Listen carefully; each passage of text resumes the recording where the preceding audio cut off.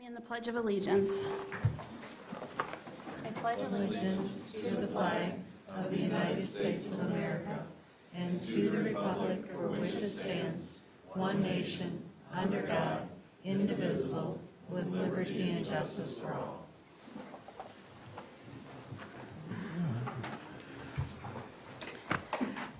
Okay, and we'll do roll call attendance. Bartlett. Yes. Lyle. Yeah. Matt Corte. Here. Matt Cook. Here. Mindy Walters. Present. Friend. Here. And it's noted that Suzanne Corte is absent and excused. Correct, thank you. All right, with that, we'll take a look at the agenda. On the agenda, you'll see on the consent calendar, we have a Land Information Access Association agreement, 2 grant applications, or 1 acceptance, 1 application, short-term rentals, zoning amendment for parking standards, Arbutus Lake number 5, construction and engineering, and East Bay ambulance purchase. So with that, is there any declared conflict of interest on the board? None? Okay. With that, is there approval of the agenda? Okay, moved by Lyle, supported by Cook? Yep. Okay, any further discussion? All in favor indicate by saying aye. Aye. Aye, opposed by no. Okay, motion passes. We'll move forward with the agenda as presented. We move on to public comment. This is the time for public comment, and we'll go over the rules. And I'll just mention that we have received a lot of emails. Some are in your packet, and some we've gotten today and yesterday since the packet was distributed. The board has received those. We've made sure they've all gone to the general board email. So if you have submitted an email, it's not necessary for you to restate that. We do read them all. I can say one thing about my fellow board members, and I know that they go through all of those emails. And if you have spoken before, we have heard your comment with that as well. So with that, Ann, we'll go through the rules, or the comments for the public comment. The purpose of the public comment is to give members of the public an opportunity to express their views and opinions to the members of this board. To maintain order and ensure fairness to every speaker, the following rules must be followed during public comment. Speakers will approach the podium and introduce themselves by stating their name and address, and then proceed to make their comment. Each speaker will be limited to 3 minutes and is only allowed to speak once on the same matter. Communication previously emailed to the commission is not necessary to be read aloud. Public comment time may not be given to another member of the public. Any arrangement for speaking on behalf of others must be arranged prior to the meeting. When it is your time is at 2 minutes 30 seconds, you'll be alerted with a yellow signal to wrap up your comment, and at 3 minutes, you'll be alerted with a red signal, and the chair will ask you to conclude your comments. All right, thank you very much. Is there anybody who would like to make public comment at this time? Hello, ma'am, how are you? Could you I'm introduce sorry yourself? to interrupt, but the microphone is on the table and needs to be moved to the it sure is. podium during the public comment. Sorry about that, Beth. Sorry, Matt, I couldn't figure out where that voice was coming from. It's like the Oz behind the curtain. Thank you, ma'am. Could you introduce yourself? Susan Hem, I live at 918 Juniper Street, I'm the subdivision. My comment would be on the fact that Parsons is closed off now. That means more and more people are going to be heading through our intersection, in subdivision. And would like to know if it's possible to have increased patrol in a heavy traffic time to help cut back on the speeding that goes on there. Okay, thank you very much. And by the way, we have arranged that with our community police officers. Yes, sir, how are you? Could you introduce yourself, please? My name is Jean Powell. I live at 813 Indian Trail. I read the revised short-term ordinance that was in the agenda from front to back, and I just have a few comments to make about it. Section 4, it talks about the Township Board can annually decide the maximum licenses allowed every year. I'd like to know a little bit more about what the criteria is for possibly increasing the licenses, because I think that we're already saturated. Section 5, I noticed, was crossed off in red, that talks about individual neighbors getting notification of the contact of the local agent for each facility. I wondered why that was crossed off. I think that's very important for the immediate neighbors to know who they can contact if there's an issue.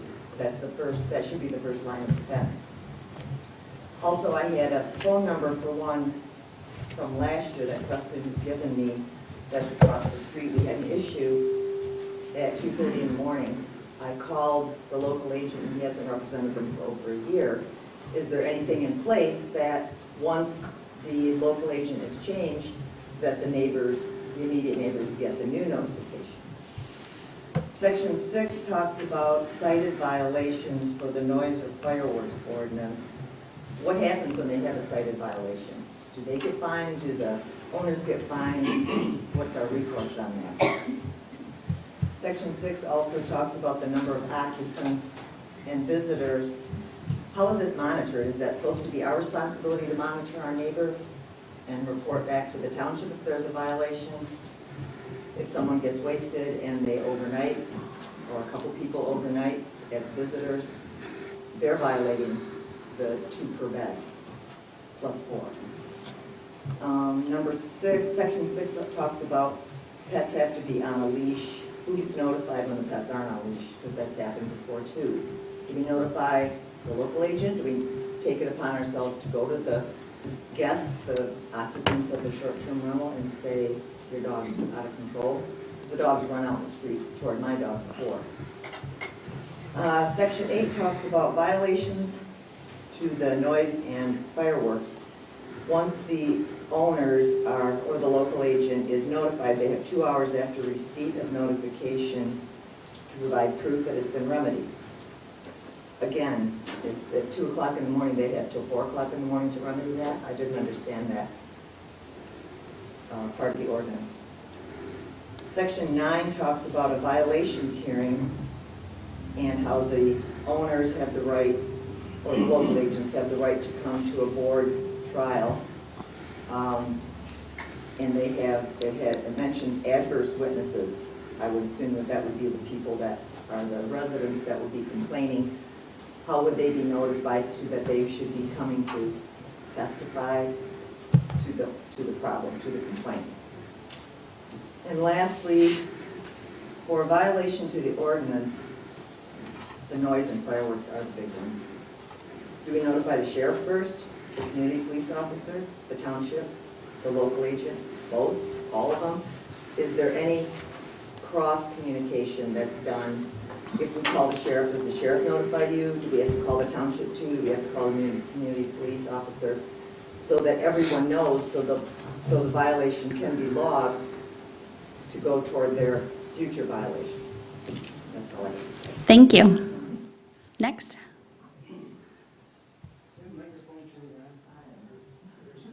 I tried to talk about it.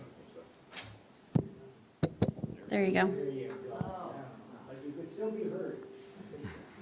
Good evening, everyone. So it's been a year since we put in the new moratorium so that we can discuss changes to the 2019 ordinance regarding short-term rentals. So I've been emailing you guys, and we won't talk about that. You know my position on the 1 and 7 rule. But through all these changes, I was recalling today, what are these changes going to do? And the group of homeowners and us, we've all really kind of acquiesced to the proposed changes, with the exception of the 1 and 7 rule. The problem that I have today is we're making changes based off of really no statistical data, evidence, or supporting information, that the changes we are about to implement are going to affect, whether positive or negative, to all parties and stakeholders involved. This board has the power to make real change that will help all the parties involved.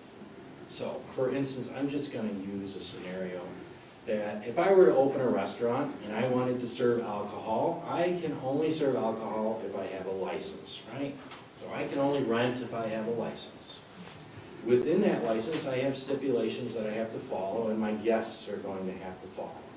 So, Something that's in my contract or my rental agreement is my guests sign that there's not gonna be any parties, they're going to follow the local noise ordinance, things like that. This board has the power to instruct license holders, STR license holders, to put terminology like that in their rental agreements and hold their guests accountable, because I'm accountable to you and my neighbors.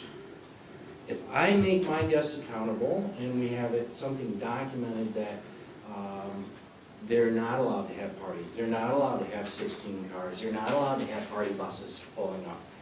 These are all things that we can put into our rental agreements, and it will have a positive effect and change for the neighbors that are having so many problems in two particular areas, I think.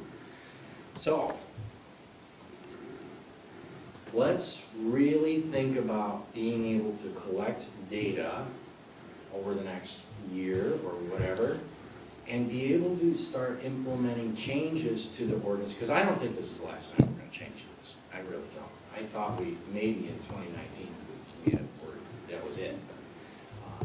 Let's work together to collect data, see what's working, see what isn't, because right now we don't know what's working and what isn't.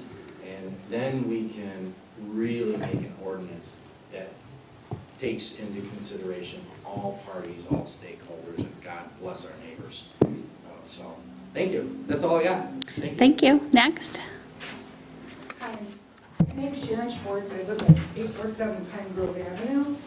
And we communicated when the 3 short-term rentals went up behind on 31. And that was not a good experience. I emailed you and never received any communication from Bill Klaus ever about restoration, anything. And so that's one thing. The other was, I just wanted to say how my neighborhood has changed, and, you know, I know the moratorium went in, but I really think at this point, the neighborhood's gone. I have one neighbor that I can say, can you check on my home? The rest are just people coming in and out, which I use Airbnb myself when I travel. And I've never had an issue with people being partying or anything like that. Good experiences with the tourists coming, staying next door to me. What I have an issue with is the homeowners that have purchased in my neighborhood right by me, they have they did it for an investment. They have no stake in ownership. The gentleman that bought next to me lives in Denver. It's only for finances. His leaves below does not take any care in his lawn or anything. It was once a beautiful home outside, now it's gone. And it's just, I don't hear children in the neighborhood, I don't see families. It's just really sad what's happened to that neighborhood. And yeah, I too think it's really unfortunate that families can't afford to buy there. The Airbnb investors buy them up. Yeah, you don't have to stake in the community. And I don't know, as a former educator, it breaks my heart. So, whatever changes you can do to bring back neighborhoods would be great. So that's how like I said, I've had experiences, and it's unfortunate. Like I said, I like Airbnbs, but there's just been things that have happened with in my experiences in that neighborhood now that's just not the same. Okay. Thank you. That's all I got to say. Okay. Thank you. Next, please. Hello, how are you? Hello, I'm great, thank you. How are you? My name is Teresa Giorgiani. I live at 820 Indian Trail Boulevard. And I also believe that the Airbnbs have been an extreme negative to our neighborhood. We have multiple Airbnbs. I have several close to me. And I understand that the township wants to have so many feet in between Airbnbs. I'd like to know when you're actually going to implement this. Would you implement it immediately and pare down these Airbnbs like other townships have? Or are you just gonna let them go until they expire and don't renew, or have caused so much damage that they can't be renewed? I have also had issues with my Airbnb neighbor and have texted her and or called her as requested, and it has not been a good experience. Not only does that not get resolved within 2 hours, it doesn't get resolved in 12 hours or 24 hours, and some of the issues are still in play today. The traffic is unbelievable through our neighborhood, and we have had a lot of children, a lot of walkers, a lot of people that walk their dogs in our neighborhood, and that's being taken away from us. And I just feel that's really inappropriate. It's a multi-generational neighborhood. A lot of us have lived there for years, and a lot of people wanted to retire there. And now I'm really questioning that, as I'm sure a lot of other neighbors are, because of the activity that's going on in our neighborhood. To compound this decision, we also have a facility that has come into our neighborhood. A lot of the Airbnbs are owned by companies, and this is not business property. This is residential neighborhood. It's not commercial property. As well as the facility is owned by a business. No one is living there full-time. And I'm talking about the Red House on the corner of Indian Trail, Hemlock, I believe. And that is owned by a company, and which is bringing in acute patients, and which is bringing more danger to our neighborhood. They are not being screened for any sort of crime when they go into that facility beforehand. The park is right behind it, and I don't know if anybody here has actually gone to see where this facility is in the neighborhood, in accordance to the park. The park is right behind it. We already have neighbors that have stopped bringing their grandkids and children there, and yes, they are in attendance with the kids because they don't want to be near the facility. It's one more thing that's being taken away from the neighborhood that will get used on a regular basis. There's not going to be an alert system to anybody in the neighborhood if someone leaves the facility because they're having a manic issue. We were told if the police want to notify us, they can do it. Teresa, could you finish up, please? Sure. Thank you. I just hope that the township looks at the neighborhood, what we're going through, and can find some kind of resolve for the people that actually live here on a full-time basis. Thank you for having some respect and listening to us. Thank you.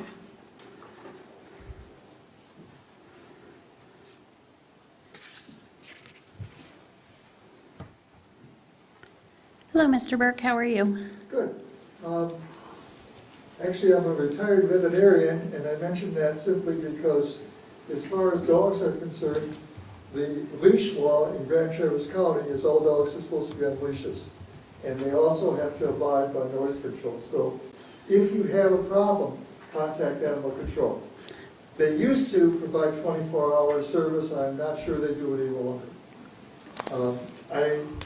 On behalf of my wife and myself, we own a short-term rental on Arbutus Trail. We apologize to the individuals in the various neighborhoods that have been negatively impacted by short-term rentals. That should not be, and we will support, and I'm sure any conscientious short-term rental owner will support regulations that try to limit that. I think the easiest way to try and limit it is to have an effective system of filing a complaint. First complaint, warning issue. Second complaint, a monetary fine. The board can establish what's what. Third complaint, there is the increased monetary fine, and a fourth complaint or more, they either lose their license or they go to 3 to 7 day rentals instead of 3. I also suggest that there should be requirements for parking.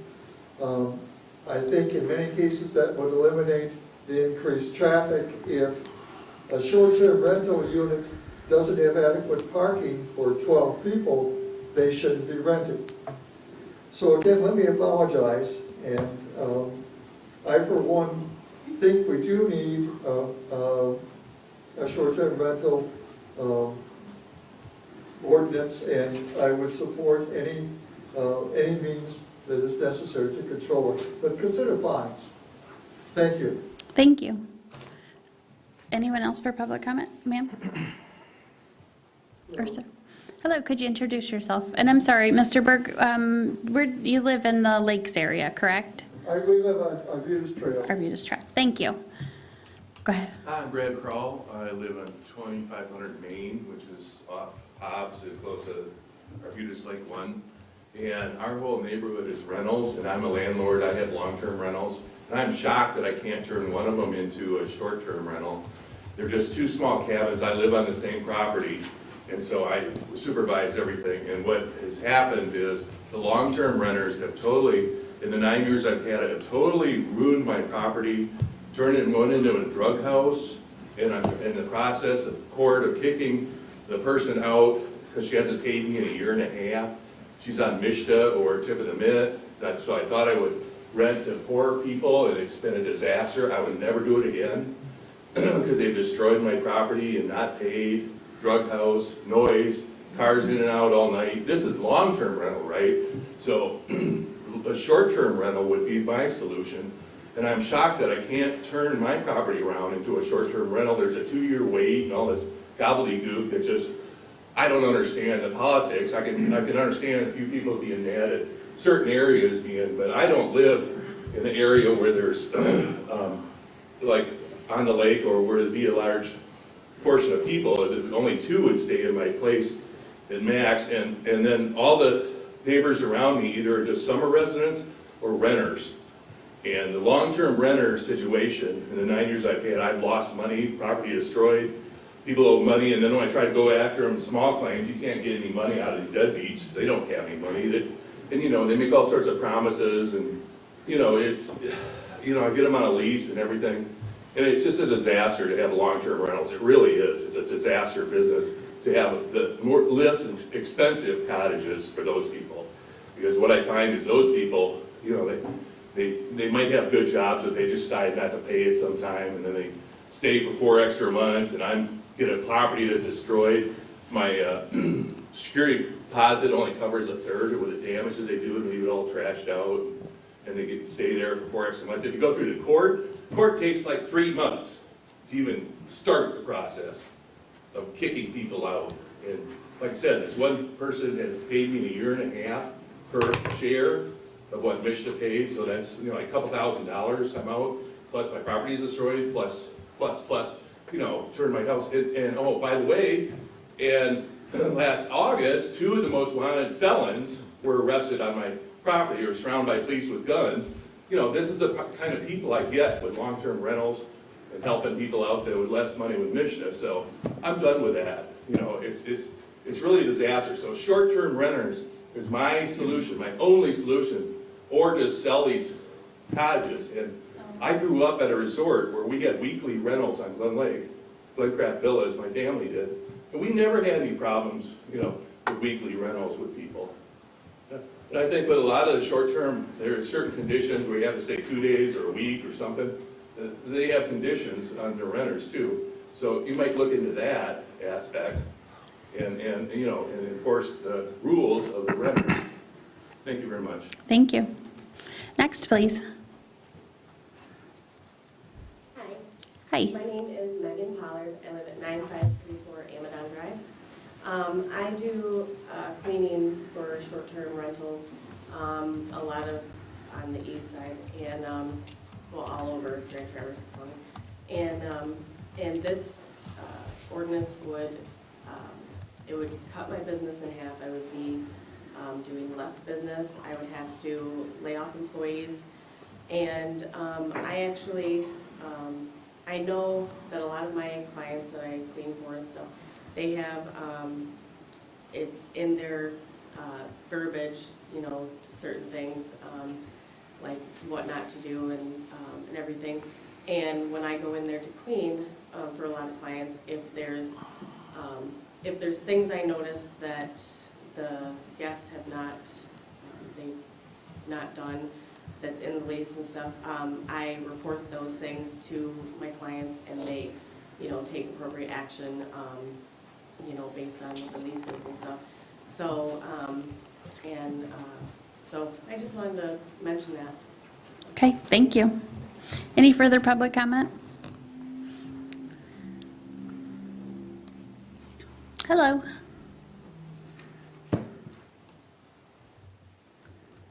Good evening, my name is Ralph Bednarz. I reside in East Bay Township on Rainy Lake, and I'm the current president of the Rainy Lake Association. Once again, we want to thank the Township Planning Department for the work they are doing to update and enhance the zoning regulations, especially as they pertain to the Forest Lakes area. We also want to express our appreciation for the level of review and detail put into short-term rentals, STRs, draft ordinance being discussed tonight. We can only support version 2 that limits turnover to every 7 nights.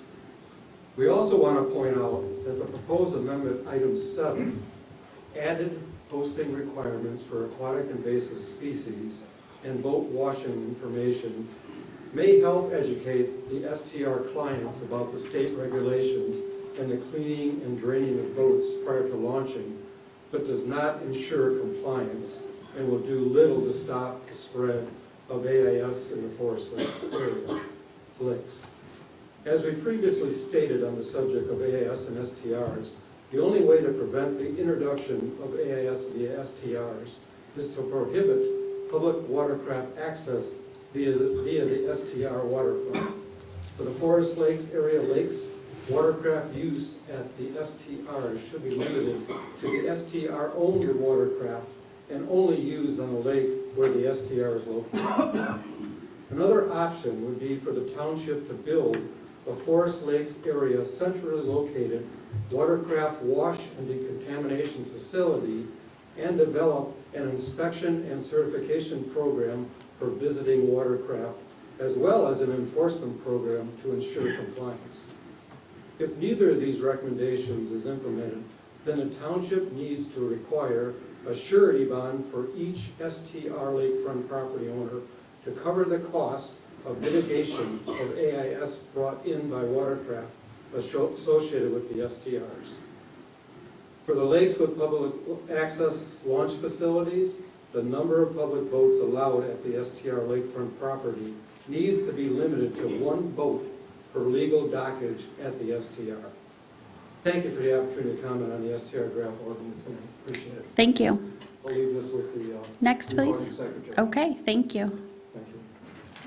Hello, how are you? Hello, I'm fine. Good evening, my name is Gail Miller, 774 Lake George Trail.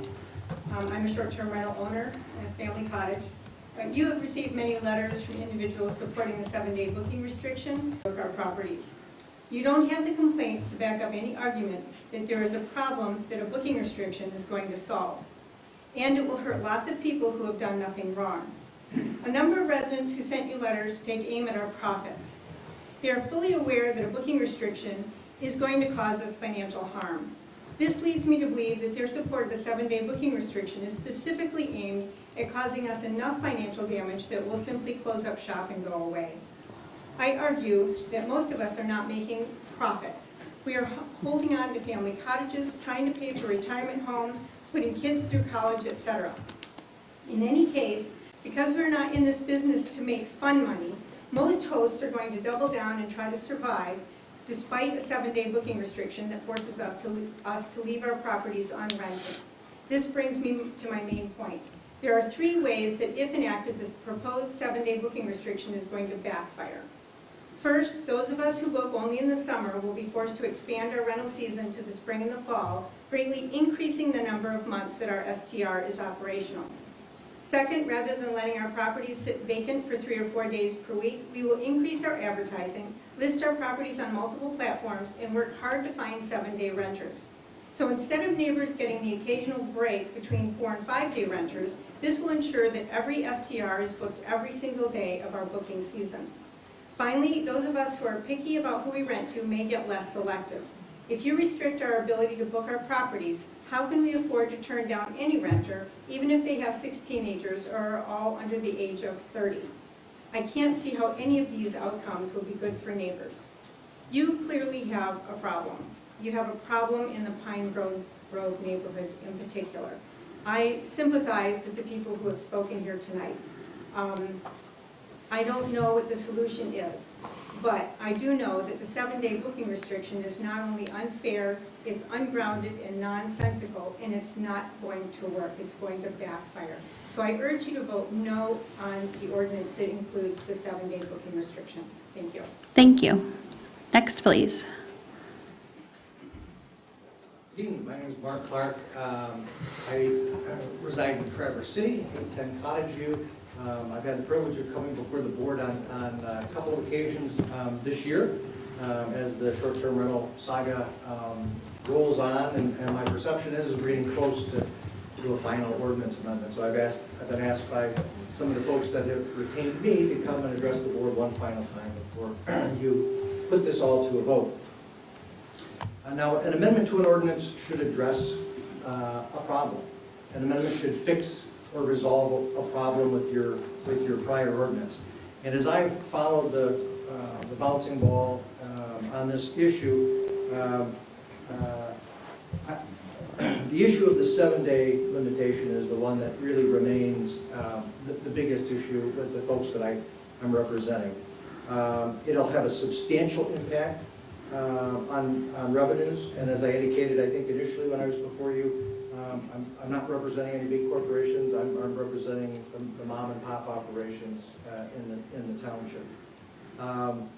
Before the township decides to amend the ordinance, it should identify a problem that it's trying to fix.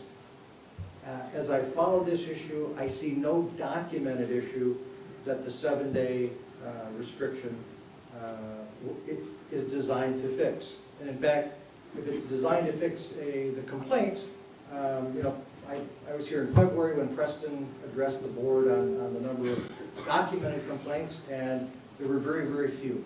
And to my mind, I don't think that the 7 and 4-day restrictions address that particular issue. Before the board acts to address a compelling interest, and this is a compelling interest, it is substantial, and it's significant from an income standpoint, that there should be a demonstrated need on the record, in support of such an amendment. I have not seen a demonstrated need that is being addressed by the 7-day restriction. And I think that the township board is charged with an awesome responsibility at attempting to make everybody who has an issue happy, or a little bit unhappy, or as happy as they can be. And so it's a challenge for sure. But I think that, again, if there's a provision in the amended ordinance that would trigger a challenge, it is the 7-day restriction. And I would urge you that before you decide to implement an amendment, and in particular the 7-day restriction, which is a substantial amendment, that there be a compelling, identifiable need that is being addressed. And on the records that I've seen, I haven't seen it personally. So thank you for listening to me, and I appreciate all your hard work. Thanks. Thank you. Any further public comment?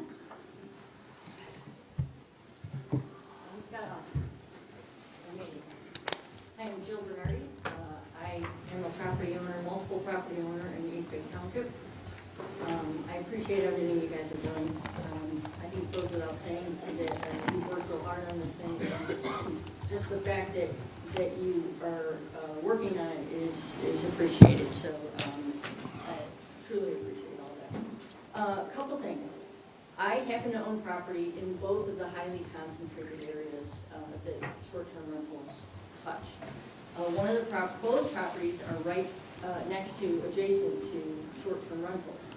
One property has no problem whatsoever with the adjacent short-term rentals, and the other one I found out the hard way, that I was adjacent to short-term rentals. So it's an interesting contrast. So the tough property happens to be in the Pine Grove neighborhood, go figure. And I really am getting to know how bad that really is. I should start with that old adage, you know, you start public speaking with a joke to get people's attention. Well, the joke in this case would be, what do they call short-term renters in Wisconsin? Trunk slammers. So in Pine Grove, short-term renters are trunk slammers. None of you live next door to a short-term rental. I think that's been established. But I own a property that is 30-some feet, or probably 50-some feet, from trunk slammers. Now, these aren't people that are having party buses. These aren't people that are going crazy. These are people that keep the iPad in the trunk. They keep the swim equipment in the trunk. They keep all their stuff in the trunk or in the back seat. And they have children because they live across from the house that one of my neighbors mentioned, that the guy lives in Colorado and he doesn't keep up his yard. And they live right on the water, or across the street from the water. And let me tell you something, it is a constant, go out and get this, go out and get this, go out and get this. The very nature of living next to, and some of these folks live, or they're surrounded by them, the very nature and the rhythm of the neighborhood is really, really awful when you have trunk slammers. And these people aren't doing anything necessarily that are the real violators, which, by the way, if you do try to complain, we all know that that's not going to happen in any real time.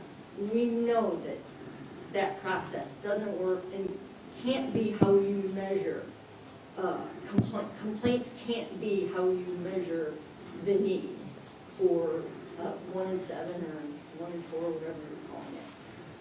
But the very rhythm of the neighborhood is completely different when you have these trunk slammers so close to you. The 1,000-foot rule, great, I appreciate it, but what that's going to do when there is eventually another short-term rental is going to keep that short-term renter from not being 1,000 feet from another short-term renter. But it's going to be another 6 people around another short-term rental with trunk slammers. So please come up with a way. I haven't heard anybody on this board come up with a better way than that 1 in 7 rule. Nobody. So before you knock it, you try to live next door to them, or 2 or 3 or 4 of them. Come up with a better way, and maybe you don't have to support that board, but I haven't heard one. I know you're going to cut me off. I am. Thank you. Thank you. Okay. Hello, sir. How are you? Good. Raymond Ortega, 1549 East River Road. We got a couple cabins out there on Boardman River that we rent. No trunk slammers. Even if somebody did slam a trunk, no one's going to know or care. We don't have none of these issues. Never had any problems. We got a book full of positive input from families experiencing Northern Michigan the way it should be. You can't link us all together when it comes to these problems because we suffer. I'm from the inner city, came here 30-something years ago, earned a living, made my living, my wife, raised our family, bought a place or two. This is us. We didn't do it to have, to make a bunch of money or anything. We did it because we wanted to succeed in life. And all this stuff is confusing to me because we're talking about 2 different things, them and us. And it's not fair. There's no other way I could say it other than that. So the 7-day thing, it'll kill us. it ain't gonna kill us. We survived, we've made it this far. But it just doesn't make sense to hurt us that way, because these other people can't control their business and manage it correctly. So, and I do live here. I live like down the street. We take care of our problems. We have none. Zero, ever. So, but we're here if there is. Anyways, thank you guys. Thank you. Hello, sir. How are you tonight? Fine, thank you. My name is Bill Gottman. I live in East Bay Township. First, I would like to thank the board for the task you've taken on. I'm not envious, because I can only imagine the struggles, the conversations, the disagreements, the respecting one side for the other. I appreciate that, and thank you for your efforts. No matter how this turns out, I appreciate the efforts. But I am not in favor of all short-term rentals. I'll make it straight up. Part of the problem is we live close to a short-term rental. I have had to usher in our grandchildren because of the language being used at short-term rentals. Now, I am not going to stand here and say that all the short-term rentals are bad. They are not. There are some very responsible owners, and I applaud them. Are all renters bad? Absolutely not. But I don't have a way as a neighbor to a short-term rental. I have no way of policing who they rent to. The problem is I have to suffer the consequences if they happen to rent to people who are less than responsible. When I have to stop young guys from hitting golf balls into the lake towards our pontoon boats, when I have just within the last couple weeks a renter that came in, I understand there's concerns with the burns, campfires, I understand, were still legal. But this fellow wasn't there a half hour and had flames shooting 5.5 feet high in an area where there are plenty of pine needles and leaves waiting to start on fire. When they leave, the flames are still coming up a foot high and there's no one around that campfire. I'm worried about our own safety. You mentioned, I believe in the last meeting, that most people will not call when to report a problem. And that is so true. Most of the neighbors in our area, they really hesitate. They don't want to be the people that start problems. But unfortunately, we're the ones that have to live with these people that come in to rent. I hear constantly, or I've heard many times, about, oh, we're not making any money on short-term rentals. Well, there's an awful lot of them for people just trying to do good if they're not making money. When I see what the rental rates are, there's some people making money somewhere. So let's tell it like it is. It is a business. You are running businesses in a neighborhood. I can't go out and start a shop or a restaurant at my house because it's not zoned to do that. Yet somehow we have allowed all these short-term rentals to creep into our neighborhoods. It is very, very dangerous for the city of Traverse City to become known as a short-term rental. To know that every time you turn around, you don't want to live there because you're going to end up with a short-term rental. I would caution, make sure the lines that we put in the sand are deep. Make sure you can always change, but sometimes it's extra hard to come back and try to change things for the better. What I'm saying to you is please, please, please keep the 7-day. Let that stay in. So, thank you again. Thank you. Any further public comment? Okay, with that, we will move on with our agenda. Next on the agenda is correspondence and reports.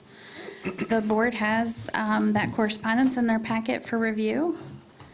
If If you have any follow-up or questions, just let us know. And we'll move on to the consent agenda. Ann, do you want to go over the consent agenda, please? Sure. The purpose of the consent agenda is to expedite business by grouping non-controversial items together to be dealt with by one board motion without discussion. Any member of the board, staff, or the public may ask that any item on the consent calendar be removed and placed elsewhere on the agenda for full discussion. Such requests will be automatically respected. If any item is not removed from the consent agenda, the action noted in parentheses on the agenda is approved by a single board action adopting the consent calendar. This evening, you have May 8th, 2023, regular meeting minutes, and May 18th, special meeting minutes. Recommend approval. From the general fund, check numbers 17866 through 17957, paid in the amount of $189,237.91, with check number 17920 voided. From the emergency fund, check numbers 5315 through 5349 were paid in the amount of $109,727.74. From the receiving fund, check numbers 2897 through 2904, paid in the amount of $192,132.90. From the escrow fund, check numbers 1937 through 1950, paid in the amount of $35,068.55. There were no funds taken from the SAD Road Fund this month. From the payroll fund, 3 payrolls. First one dated April 23rd through May 6th, check number 7523 through 7528, and that payroll totaled $60,529.10.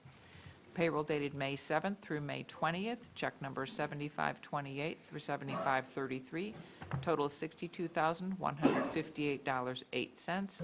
And the payroll dated May 21st through June 3rd, check number 7537 through 7538, totaled $68,645.78. And total payroll was $191,302.96. Total amount paid, $717,480.06.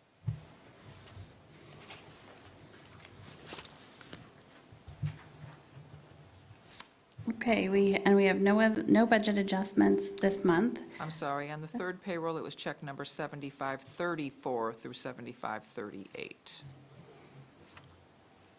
I didn't think that sounded right. You didn't have 2 checks. Okay. And then we have. Oh, yeah. Forgot about that.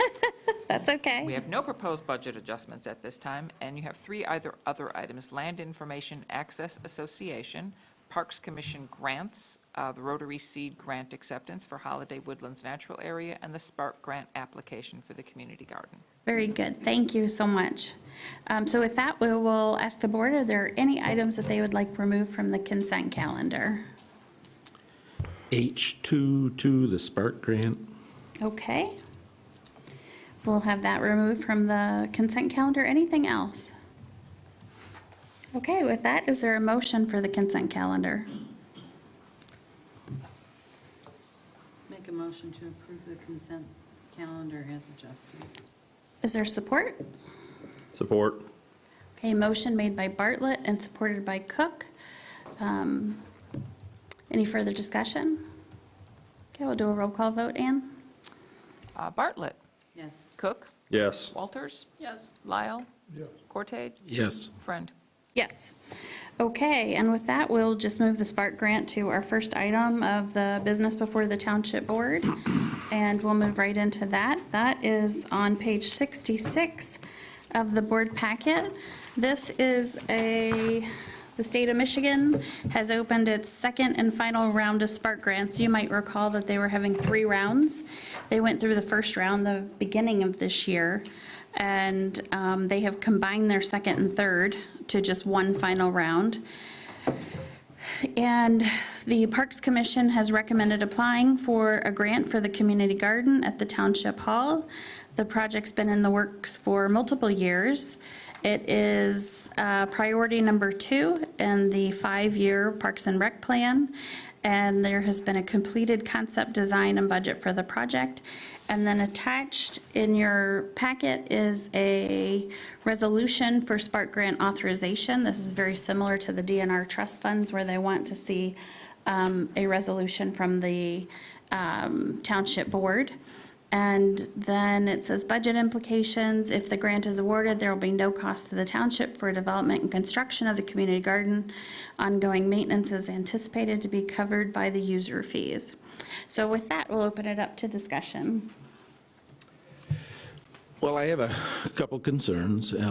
First off, the Township Hall property here is not parkland. It is here to be used for the needs of the township, whether we expand the Township Hall someday, or, we have a water treatment plant on it. And I think it needs to be reserved for that to start with. The second part of the problem I have is that we have no presentation. Yes, I know there's a fancy drawing out here in the hallway, but the Parks Commission really should come to us and have a presentation on what they want to do and what they are doing. After all, they're asking for $800,000. Part of it's to be granted, and then I'm sure it's going to be 50-50 or whatever, and we'll end up paying the rest. This is 0. But even so, it's a lot of money. We've talked in the last 2 years of approving close to $2 million for parks projects, and they've yet to come to the board. I really would love to see them come and present what they want to do. I'm not in favor of the community garden here on this piece of property, and I still, because there's questions I have, just like you say, they're going to be covered by user fees. What user fees? Whose user fees? How is that all going to play into it all? So from where I'm at, I really do believe that they need to come here and present the project they want. They are a duly elected board. They have the right to do whatever they want on their on the parks land, but this is not parks land, so. Okay, other comments, but I do say we have a Parks Commissioner here too, and I'm so sorry, before I asked for comments, I should have asked if you had any comments to make or any statement as a Parks Commissioner. Sure. Okay, if you'll just step up to the podium. Go ahead and introduce yourself, Corey. My name is Corey Layton. I live at 307 Christina Lane, and I am a duly elected park commissioner.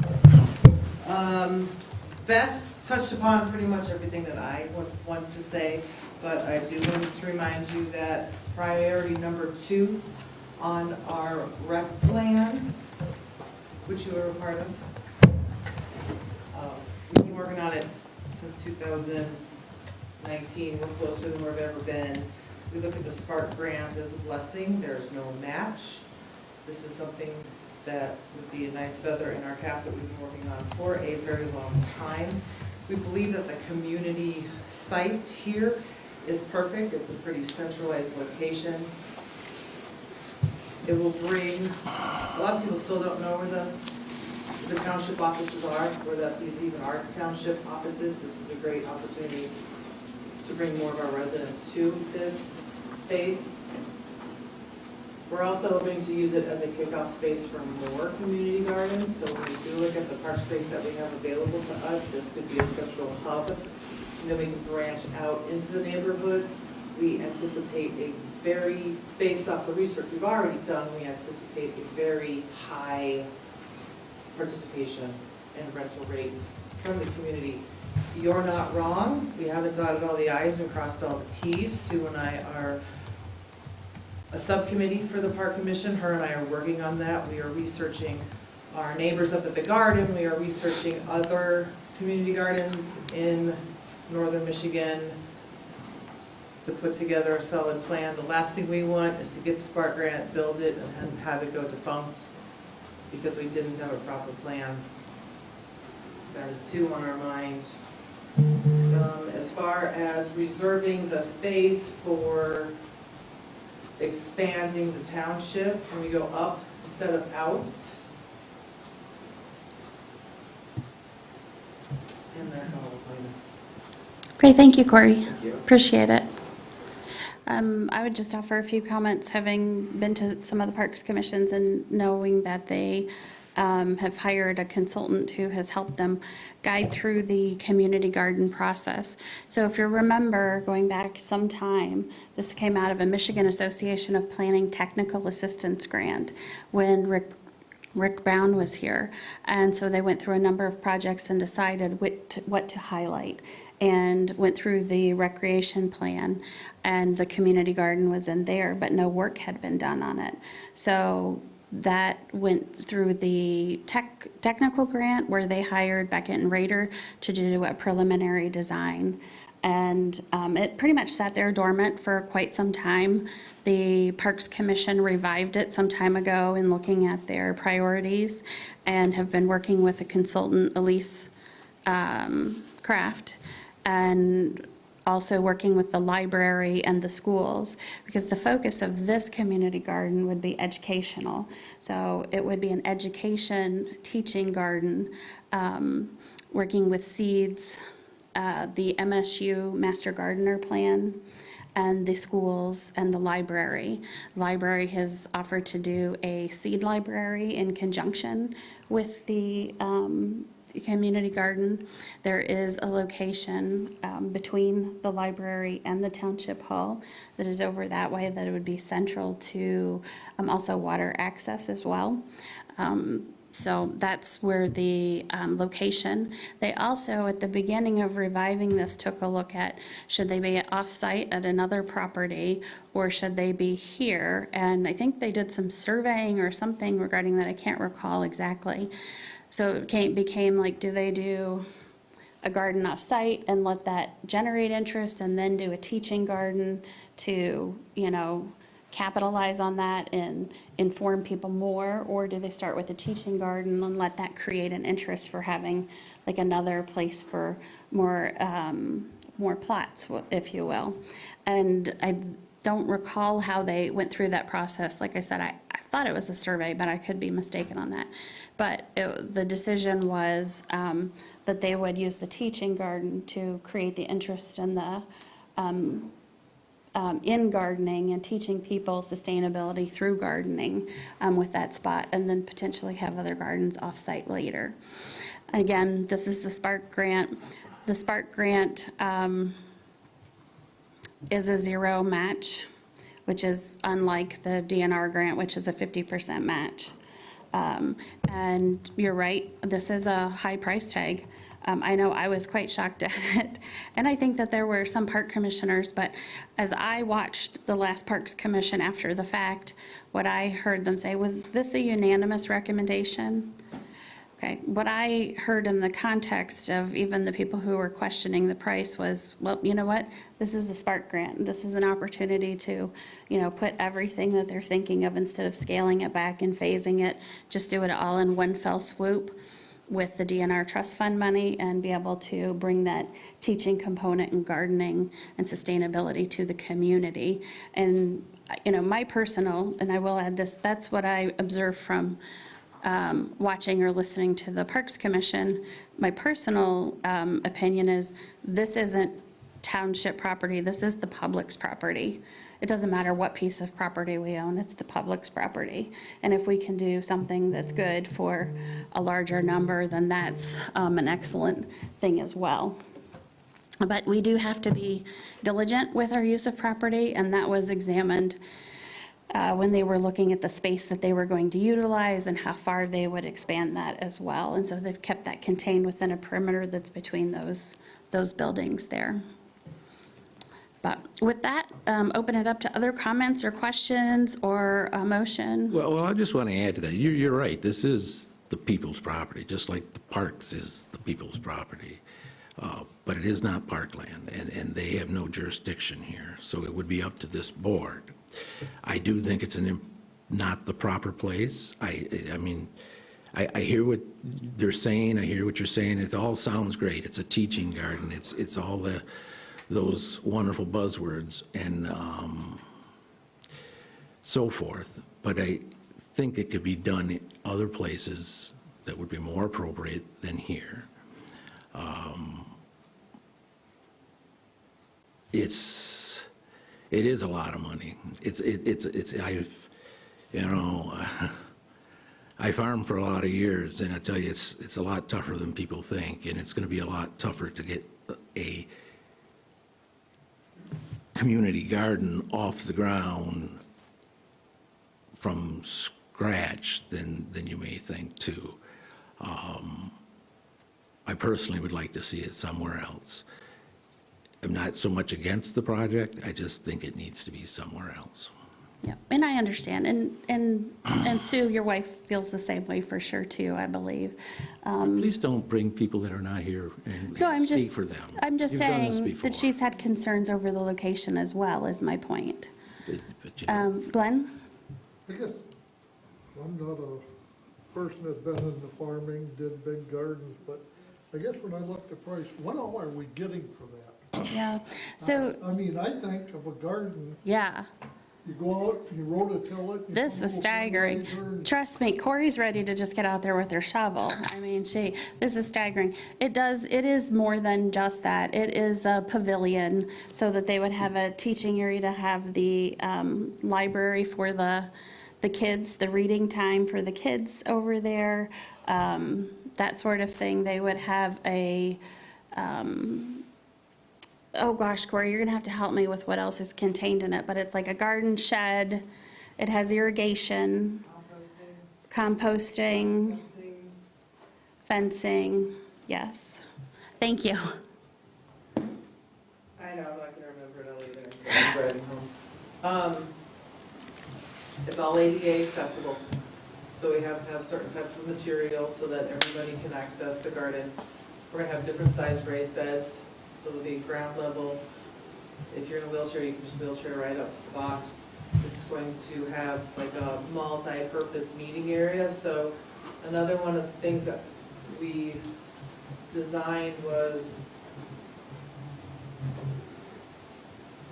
the gazebos that we have in the community tend to get rented out every weekend, every summer. So this is another opportunity for the community to use the proper as an outdoor gathering space.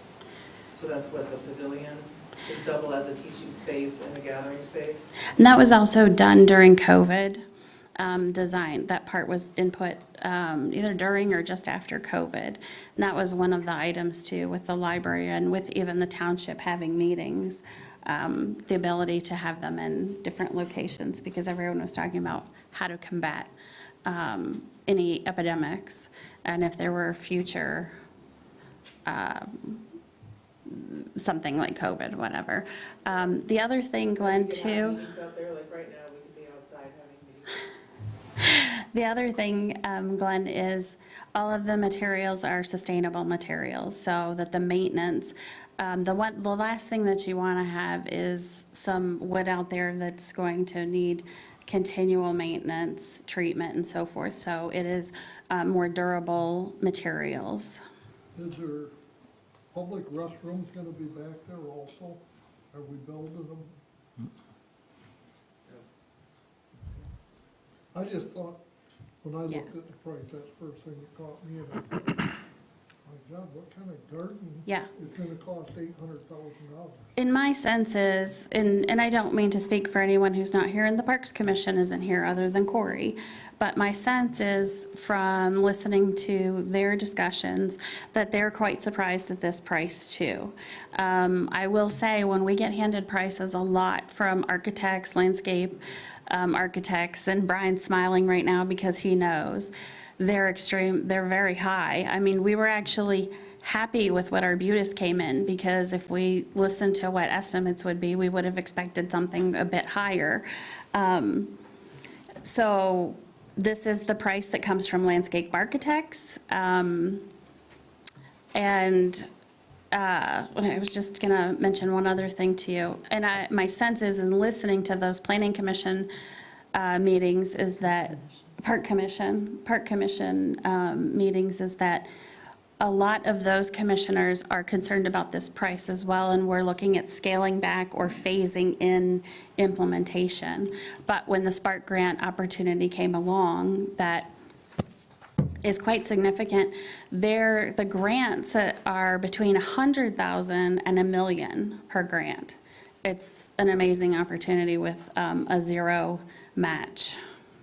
It is a great opportunity, and our deciding factor to use the Spark Grant for the community garden was founded in the fact that the community garden was our number 2 priority from the rec plan. And since we're getting ready to renew our rec plan, it would be a great feather in the community's cap to achieve the goal that we set out to achieve in 2019. Just one last question. Have you looked at what the cost is annually to have that garden once it's put in? I mean, Yeah. what are we looking at per year to keep the garden up and going? I am afraid that I cannot answer that. Well, Elise did, I don't have the number for you right here, but Elise did put that in their document, and I can forward that to you. And I want to say it was in the neighborhood of like 15 to 20? Yeah. I do not remember that. Yeah. She has the framework of a management plan and a listing of all the policies that they need to come up with before, fully implementing that. Thank you. Mindy? Corey, did the Parks Commission look at putting this at any other properties? And can you tell me about that process? I'm going to say no, but that's not entirely true. You did. We did. We had many subcommittee meetings that involved the 5 schools that are right here on our corner, and with the library, with Seeds, and a few other local, Stakeholders? yes, stakeholders. And we came to the conclusion that we want to use this property as the starting points, get this going, and then branch out and have smaller community gardens based off of the success that we're going to have there. The other properties that they looked at for potential expansion of just having a more massive number of plots, because this is a limited, it's only so many plots, was the area at the water tower, and then as well at Pine Park. So those were 2 other options too. But then again, like Corey mentioned, this was the pull with the teaching garden.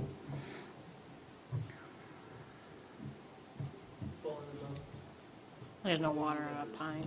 Pardon? Yeah. No water at Pine. Well, unless you drill a well, yeah. Right now, there's no water. Yeah. Yeah. Yeah, we're hoping to have more than one. Obviously, the cost of this, the estimate seems pretty astronomical. The grant money, can it be contributed to operational cost, or is it just kind of the cost of the project? I don't believe it could go toward the operation, but this probably likely, yes, I do know, this can go to the planning as well. So they've taken it quite far in planning and have like the site design.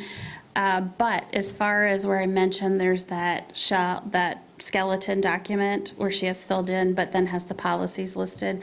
So doing some more of that planning, continuing that could come under that grant. Because I remember with the DNR Trust Fund, they mentioned they only pay on the DNR Trust Fund for infrastructure, and Spark grant was different. Spark would actually include planning. You deal a little bit with that. Do you remember that with Spark? I do, yes. Yeah, yeah.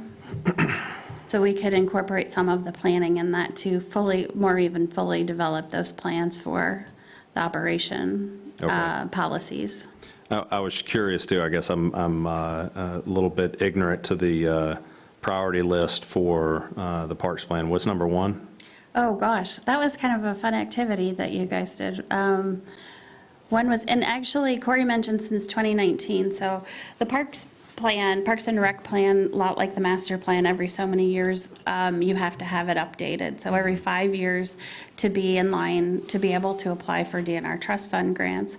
So it was done in 2019. They're working now on the new one that will be implemented beginning of next year for 2024.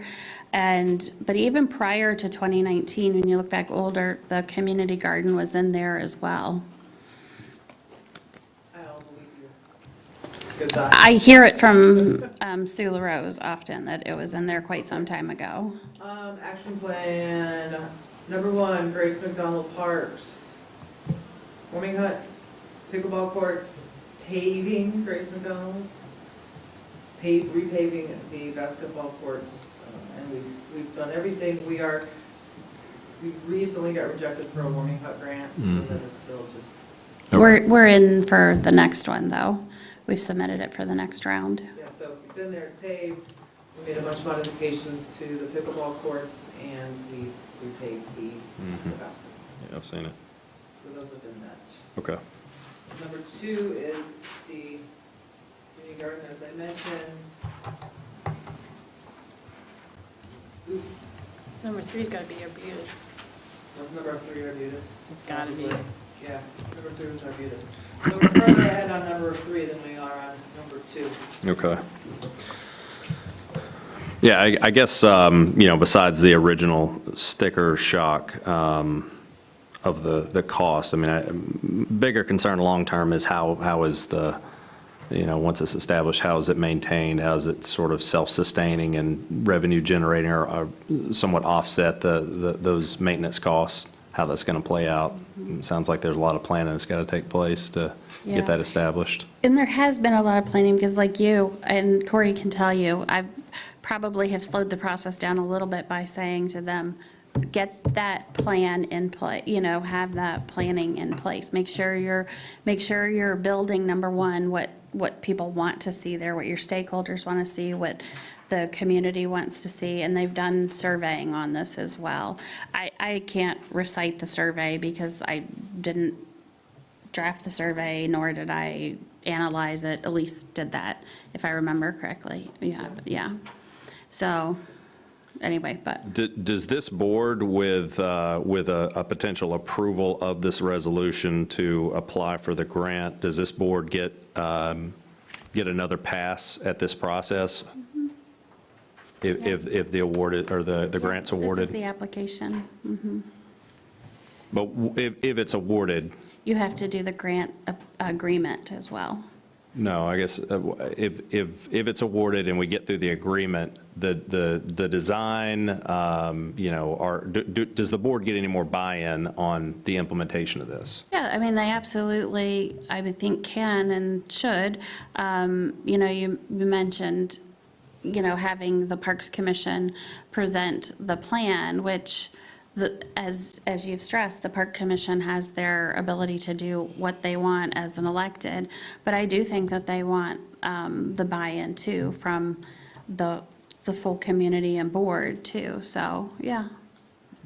Kind of back to the property question, does the board somehow have to relinquish rights for the township to designate that as a park? No. No, but I Okay. think my answer to your question is that, yes, the board would have buy-in, because this is not parkland, so they have no jurisdiction. We would have to make the approvals of, we allow them to do it, and they can do it, but that would be up to us. And we've taken through the contracts for everything, just like we did Arbutus too. Sure. Mhm. And I don't, Corey could probably speak to better what the Parks Commission intent is the input that they would be willing to accept from the board on the project if it's awarded, just in reviewing the design and, making some suggestions possibly, that sort of thing. Well, our experience with number 5 is that once the grant was approved, it just went away. We never, you guys looked at it, architects kept looking at it, and so we actually came back a little while later and said, hey, can we see these final reports? Because once we got we got that grant approved, it seemed like our Venus number 5 left the Parks Commission. So it went to We had to Eagle. call it back. What's Yeah, Eagle? it went to Eagle, and that's where the changes that Eagle implemented you wanted to see. But the original design went through a survey, a community survey. It went to your Parks Commission, and it came before this board. So that's what we've done. We've done a public survey. We've reviewed the plans. We showed the public the plans. Got feedback. Of the community garden, you mean? Yeah. Yeah. Well, And with it, there was the 2 phases. We asked them what parts of the phases would you like to see first. That's the bulk of this, is what do you want to see done first, and what do you want to see done last and never? because of the cost. Because of the cost. And so when we start talking about the Spark grant, we're like, yes, please. On your survey, though, did you list the cost? Because everybody wants everything until they find out what they have to spend their check dollars are. Exactly right. Yeah, I don't The think, one in front of me, I do not Yeah, have see. cost. I think that was before they got the estimate, Matt. Yeah, I know, I'd say, but that's why surveys are tough to read, because Trace, go ahead. At some point over the last several years, I know there was talk about putting a trail hub here. Is that going to be connected with the community garden? A trail hub for safe routes? Well, safe routes and the TART.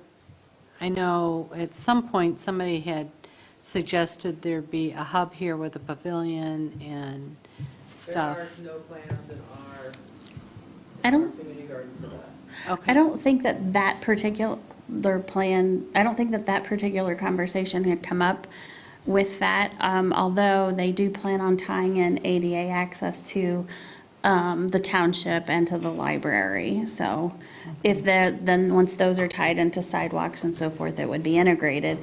As far as it being a hub, I don't know. I don't recall that conversation, so I don't know. Yeah, I don't remember. I do. Oh, okay. I just remember hearing it and. So when the Black School Yes. was offered as a, Historical. yeah, there was, the Capital Improvement Committee went and did an investigation, how we could, get the Black School, how we could, make this a central area for the TART trail, and, we've got the parking lots, how do we get this with the pavilion and bike rack, and how to get all the trails together and everything like that. So that was years ago, that was before I was on the township board. I think I was a planning commissioner only at that time. I don't even know I was a park commissioner at that time. But that was years ago that we were talking about that. Yeah, I knew somebody had talked about it. Yeah. Okay. Any other questions for Corey or in One other general? question. Yep. I think I know the answer, but I'm gonna ask it anyhow. We did not, we being anybody within the East Bay Board, because I don't know who would have done it, the Park Commission or who, but we haven't went out and got 3 bids for everything yet. No, we just, somebody come up with a number. Yeah. Okay, and so if it's awarded and Township Board approves the awarding of the grant, then somebody's gotta go out and get the 3 bids for, okay. Yeah, and that's why Brian and I were kind of looking at each other when you talk about the estimated price, because we get a lot of CYA numbers for these initial estimates without any, I mean, I'm not saying that they're not pulling it from some informed vision, but they've had such crazy pricing as a result from 2020 to now, that something's coming way lower and something's coming way higher, and it's really very hard to predict. Okay, thank you. Yeah. If there's no other questions, is there a motion? Do I know a resolution number? 21. I would make a motion to approve Resolution 2023-21, authorizing the Spark Grant application. Okay, is there support?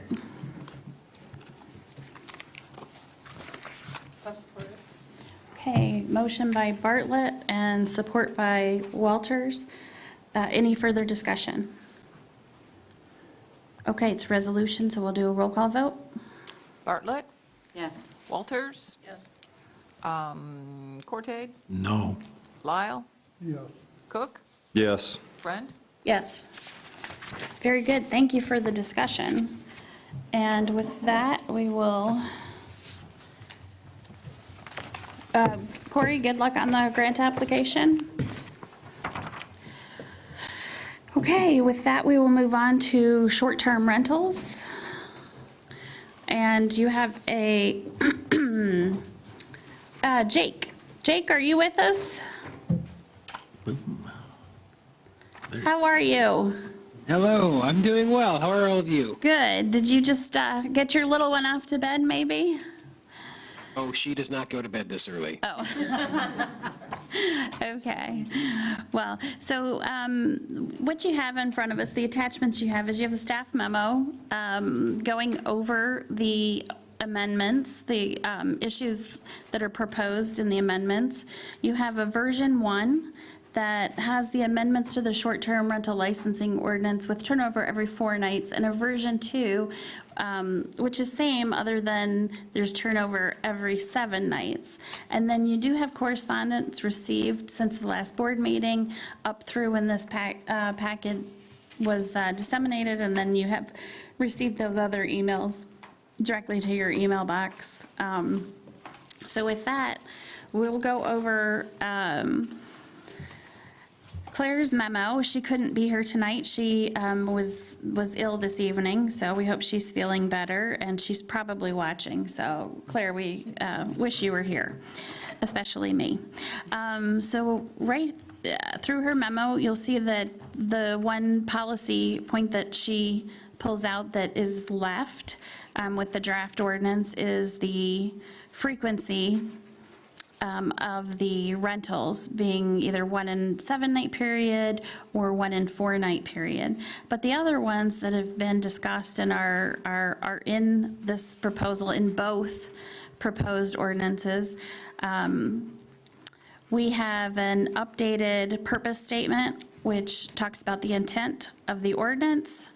We have a license cap that will be done through a resolution and done on an annual basis. We have a separation requirement for 1,000-foot distance for new short-term rentals. And I do recall someone asking if this impacted the current rentals. The current licenses would not be changed because they're within the 1,000-foot distance. However, if they ever did not have their license sold and were not relicensed, then that 1,000-foot separation distance would impact them as well for new short-term rentals.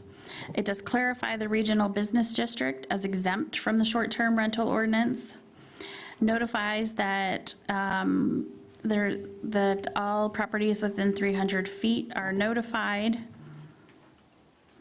revised the definition of dwelling unit and some of the exemptions, added posting requirements for aquatic invasive species boat washing information, requirement of the parking on the short-term rental property, and some specifics regarding that. As well, we've updated the well and septic in conjunction with the county health department, defined the visitor and the occupants. Let's see, we have clarified that all taxes must be current and there's no other amounts due or owed to the township. Thank you, Tracy. You'll appreciate that one, right? We've gone over the license transfer, that it doesn't, it's really only intended for immediate families, and we've gone through the language and fleshed that out in a mind-numbing experience that we finally came through with some language that we feel covers all of the bases. We have added for the flexibility for administration and interpretation by the planning director is you cannot, it's impossible to cover every single base or instance with the ordinance. We have changed it to a single renewal period. that goes from November 1st through February 1st of the following year. We have adjusted that just so it's a little bit earlier than over the holidays of what the first time that it was suggested. And then we've provided for a policy that will talk about how we will notice when short-term rental licenses are available, because you'll recall that while it was a surprise to staff and myself who worked on things, we didn't anticipate the board, I don't know why we just didn't, setting that cap lower than the amount of STRs. But, so that's going to really kick in that, you know, how are we doing future licenses that become available? And so there's a policy then that distinguishes that. Jake, do you want to add in anything else? I don't know that there's a whole lot more for me to add at this point, Beth. I think you've done a pretty good job summarizing all the changes. Well, Claire did. I just vocalized them, so, okay. Well, you did a great job reading Claire's summary. Okay, there we go, there we go. So, comments or discussion from the board regarding the versions here?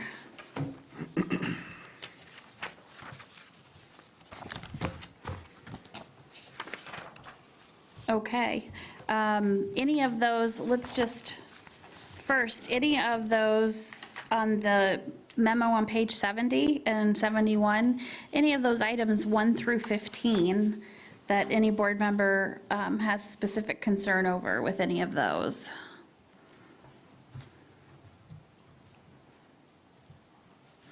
And Jake, you'll have to remind me, I did read, I forget now, we always had the short-term rental owner notify the neighboring property owners, and gosh, in all of this discussion, I know we were talking about then the township mailing. Can you remind me and the public how we're doing that? Yeah, let me pull that up on the ordinance really quickly here. So I believe the notification requirement is still the same. It's just that the township will be undertaking the provision of notice rather than the owner of the short-term rental. Yep. I'm sorry, what did you say, Jake? I'm sorry, I didn't catch that. She just wanted you to repeat yourself. Oh, I believe our edits, I'm trying to find the section here now, because this change did occur a while back. It did. But I believe the intention of changing that language was to provide for the township to provide notice to immediate neighbors. And my recollection is why we changed that is because we've had so many who've said they did not receive. And so if we mail that out, it's just like a public notice like we do for, you know, public hearings. We know that that's mailed out. We do a certification that it's mailed out. Not Right. that I can say. And I recall from Claire's comments, the reason why we don't require the list of names and addresses of all immediate neighbors from the applicant is because the township is better situated to verifiably have all that information on hand. So there's no need to include it in the application, but that doesn't mean the township is not still providing notice. Yeah. So there was a question earlier about notification to neighbors and them having a phone number for the local area agent who is no longer a representative. The maximum that should occur would be 1 year because of the renewal process, but do we, I don't think so, but there's nothing that requires them immediate notification to the township if that changes. Yeah, there is, because I just took a look at that under our current ordinance. And my recollection is because we just had a situation come up this weekend where I thought that they hadn't noticed the township. I do now see an email trail where they were getting that paperwork ready. I've yet to see the paperwork where they updated it, but in particular, I was looking up that part of it, and I remember today, as I was looking through the 2019 ordinance, that there was a term in there that they had, it was their responsibility to keep up the information as accurate. So if there's a change mid-year, I'm just scenarioing, change mid-year, they tell the township, then because the township is doing the notification, the township has to send out the Yeah, notification? I would think so, but let's find that part. Jake, did you find what page that's on? If you're talking about the application requirements, that would be on page, and I can reference your packet here. Page 74, application information required. Yeah, that'd be section 5, that's page 74 and 75 of the packet.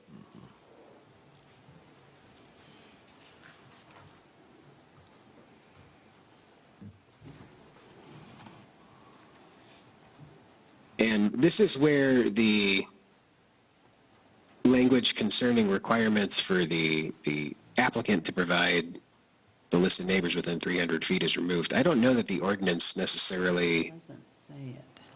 contains the requirement of the township to notify neighbors, but that's I mean, still like an internal policy. That doesn't necessarily have to be enumerated in the ordinance. With respect to the question about, do applicants have to update information, I think under section 5B, it specifically requires current and continuing compliance with the standards and regulation and all the following information. I think that's fairly read to include current and continuing accurate information of the type listed in the application information required section. So if the contact information for a local agent changes, then the applicant would have a duty to notify the township of that. Right, like today, Mr. Ortega came in because his email had changed from the last time he renewed, and he needed it updated. So he came in and Sarah took care of that, I believe. Not yet? Okay. And I would also, if you look at section 6, subsection E, that's on page 77 of the packet, that reads, documentation is submitted that all notification information for the owner, license holder, and local agent shall be kept current and up to date. So there is another requirement there that all of the contact information for the owner and the local agent has to be continually kept current. And I think that might be the verbiage I saw in the 2019 carried over.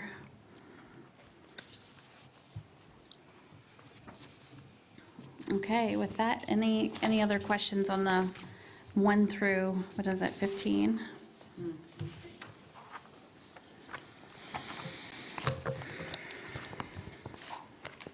Okay, and if there's not, go ahead, yep. As far as, the Hey. rental homeowner giving this information to the neighbors within whatever it was, 300 feet, 600 feet. So if they've got a problem, they call this whatever number they're given, correct? Why don't they just call the police if they got a problem? So what we put on the website is kind of the steps that they should take. And what we ask them to do is, number one, if they are provided the information, as I said, some people say they haven't received it, but to contact, assuming that they did receive it, contact the property manager or owner. If it's two separate people, contact them both, whatever. Leave a message if they don't answer. If they answer, try to get the problem taken care of. If they don't, leave a message. Contact the non-emergency sheriff's office number. And if there's a noise violation, fireworks, that sort of thing, campfire that's, 8 feet tall, that sort of thing. And ask them, I think Preston mentioned to you that he had a meeting with the sheriff's office to go over informing all of their deputies, because they don't often, there are times when they don't make reports if they come and nothing really ends up happening, so to speak. So we've asked them, and I think they've been doing this, is to file a report when they are called on a short-term rental issue, and to note that it's a short-term rental issue, what happened. Now, I'll find out how that's working this week, because we're getting a report from one that was made last week, so we'll see how that works in the reporting. And then we ask them to let us know on our line here, leave a message of what time and date it happened, what happened, and the steps that they took. And their contact information. And so, for example, last week, we had someone follow those steps very well. So we're working with them to get that rectified.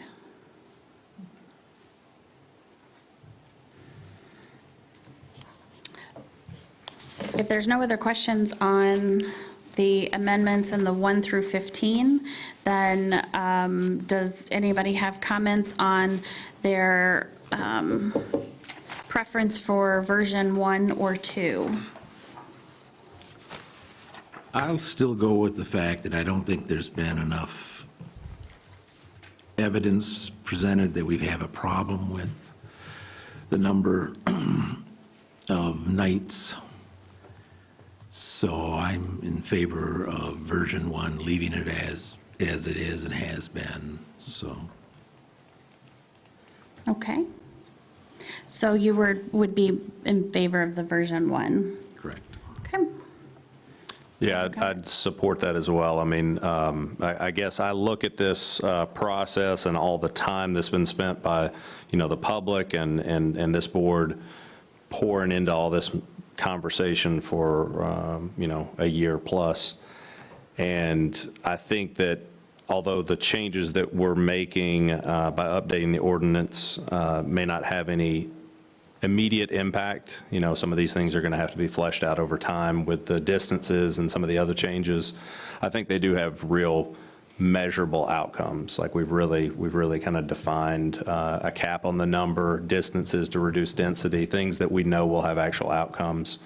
Whereas, as much thought as I've given the 1 in 4 versus 1 in 7 scenario, I really don't see where it changes any outcomes to improve, improve the neighborhoods. I mean, there's no guarantee or expectation that a unit is going to be vacant, between rentals, whether we go from a 1 in 4 to a 1 in 7.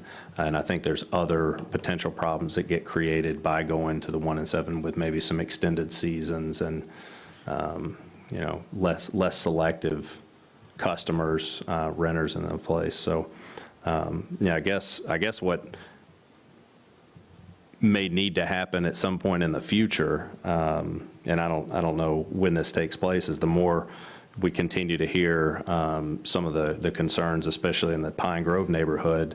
And I think it was part of our discussion early on in this process is, and I think Traverse City does it as well, making districts, certain districts and zoning areas where things are allowed and not allowed, and maybe that needs to be revisited in the future. There was an interesting article somewhere online this morning, I can't remember, yesterday, Ticker or somewhere, that was talking about the influx of hotels right in that vicinity. So, it may be wishful thinking, but, the hope is that maybe, the opening of some of those hotels creates some, other opportunities for people to stay in that vicinity, and may decrease the demand on some of the short-term rentals, and maybe it just gets fleshed out organically. But yeah, it was a long-winded version to say that I support the 1 in 4. That's okay. Long-winded is just fine. That was in Northern Express, I think the Okay. article was, if anybody wants to take a look at it. And just for clarification for people who are listening, what 1 in 4 means or what 1 in 7 means, we should just clarify that. That is, the rental frequency would be limited to, right now what it is you can only rent or have a renter in your short-term rental for a frequency minimum of 4 days. And when we say in your short-term rental, they don't have to be there for the 4 nights. They can be there for 1 night, 2 night, whatever, but you can't have it occupied more frequently than that. So the same would apply to the 1 and 7. You can still rent it for a 3-night weekend, but you just couldn't fill the other days with another renter until that 7-day period from the, was it the first day of the first renter until the next one. So just for clarification for those who maybe haven't seen some of the earlier meetings. Any other comments or opinions on the different policies? Yes? I'm in favor of the 1 and 7. I'm not in favor of the 1 and 4 because I think it'll make a real difference right now. It's not going to wait until our changes come into effect. I think it's going to change the feeling, if you will, as Ms. Bernardi said, you know, of the neighborhood. It's going to change the trunk slammers because everybody's going to have their iPads in their house by the 7th night. They're not going to be there. And we also had a gentleman last month or the month before that talked about the 7-night stay versus the 4-night stay, and that the 7-night stays, you know, when they come in, of course, they party hardy the first night or 2, and then they calm down, and then they act like neighbors for several nights, and then they party hardy the night before they go home. But you're not having the party hardies all the time, and they're getting more families and stuff like that. And the other thing is, too, is that I feel that the 1 and 7 still allows you to have those rentals in the 4 nights. It's just that you might have a break for a while. I think that there's a different crowd associated potentially with the 7-night stay versus the 4-night stay. And I think that you're going to see a big difference quickly if you do the 1 and 7 instead of the 1 and 4. Okay, any other thoughts? Glenn? I would agree with Mindy. I would be in favor of the 1 and 7. And I think for all the same reasons. I mean, I think that that would prove out that you don't have them party in 7 days when they're there all 7 days. I think you're gonna get a different group in there. So I would not support the version basically. Okay, all right. Trace, you don't have to add, you can add, I mean, Yeah, it's up to you. I guess I'm not sure that I think it will completely fix. I agree with Mindy, it may do a little bit to fix now. I don't think it's gonna fix the problem completely, but it should help some. Next to one of my long-term rentals, we were there doing some work a week ago, and there are short-term rentals, one across the street and one next door, and 2 wine buses came at the same time. A visitor came to one, parked in the road, and I watched to see if they would park in the driveway before they left for the day. They didn't. The car sat all day. So, I mean, even if we do a 7-day, there's still gonna be those issues. And, you know, I don't even know what time it was that both wine buses were there. So the street was virtually blocked because, you know, they're parked on the side of the road, on either side of the road at the same place. So there are gonna be issues, and it would be up to the short-term rental owner to communicate with their renters how things should happen. And then you have to trust that the wine buses or the party buses, whatever, will adhere to what's requested, because I don't think they would.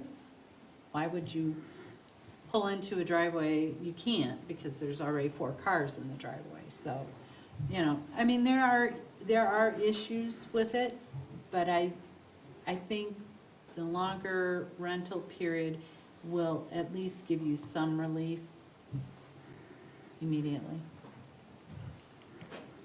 Okay, thank you. Well, I chair the meetings, but I still get to have opinions. I would say all of the decisions that we're making are judgment calls. This is something that's equally divided. We've seen it in the comments, right? We've seen it in the public, we've seen it in the emails. It's a divisive issue.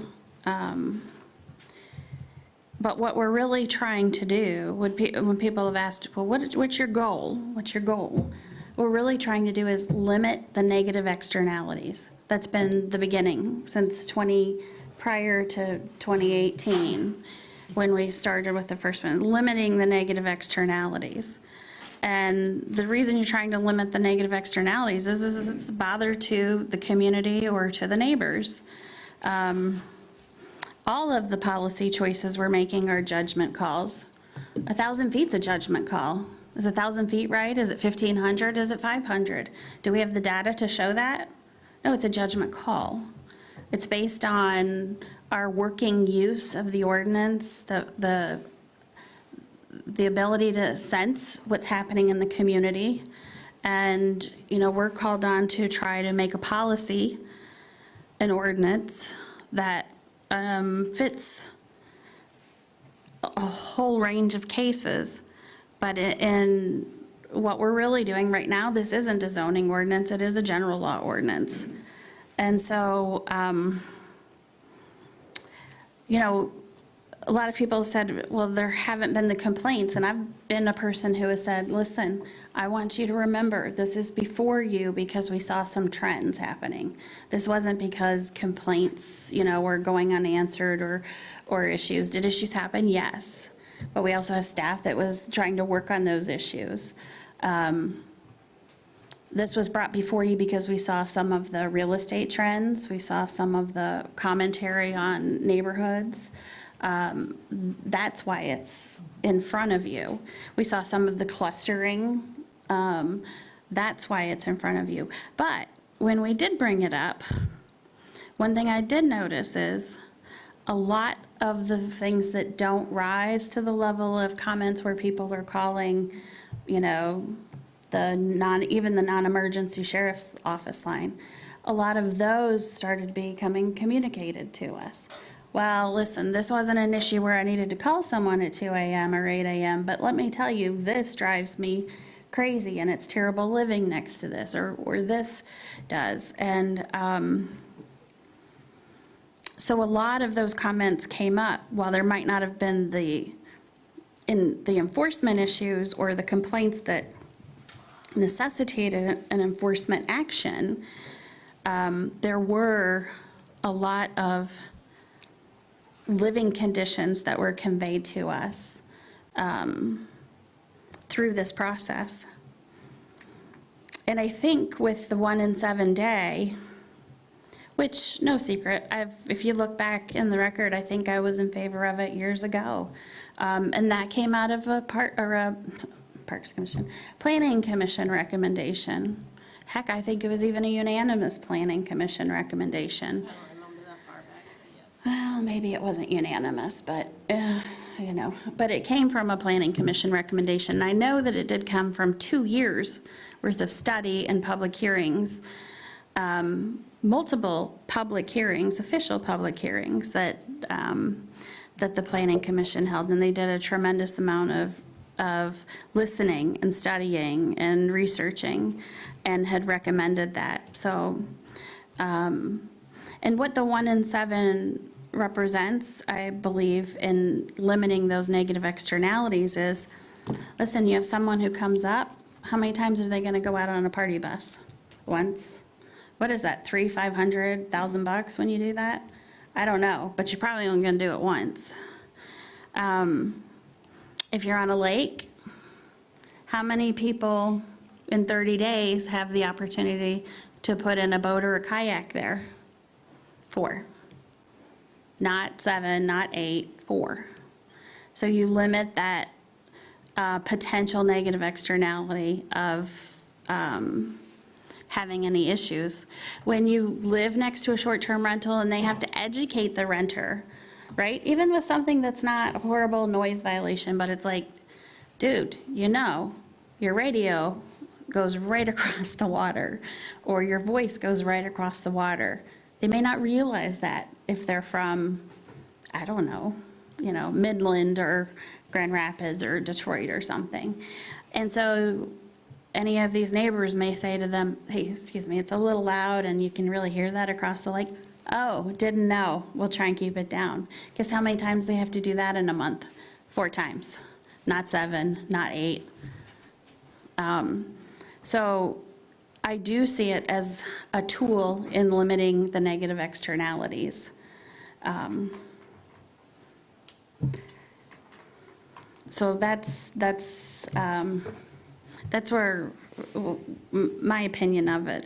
And I do think that we've tried very hard to craft something where, unfortunately, I would like to say it makes everybody a little happy. I think it's more the opposite, whereas the attorney have said, or make everybody a little unhappy. It's probably make a little bit of everybody unhappy. Because I'm going to tell you, there are going to be people who live next to short-term rentals who are very upset that we're not Garfield Township and we've essentially banned them, although they haven't banned them, but essentially. And there's going to be short-term rental owners who are not going to be happy that there are increased restrictions. You can't make everybody happy. You can't. And I do feel like the board has tried to take a very balanced approach and has listened to both sides. So much so that, I mean, while I'm saying, you know, what my preference is between the two versions, I absolutely honestly tell you that I've challenged myself over how long in saying, really? Is it 1, is it 2, you know, in thinking, what's the appropriate fit for our community? I mean, I would venture to say I would be absolutely accurate if all of you hadn't done the same thing. Where you've questioned, you know, what should be passed and in specific that policy, because that does raise, excuse me, a lot of issues. So with that, I'll move to introduce version 1 of the proposed amendments to short-term rental license ordinance number 5 of 2019. okay, is there support? Support. Okay, there is a motion to introduce version 1 of ordinance, short-term rental licensing ordinance number 5 of 2019, and there is support. Motion by Cortade, support by Cook. Further discussion?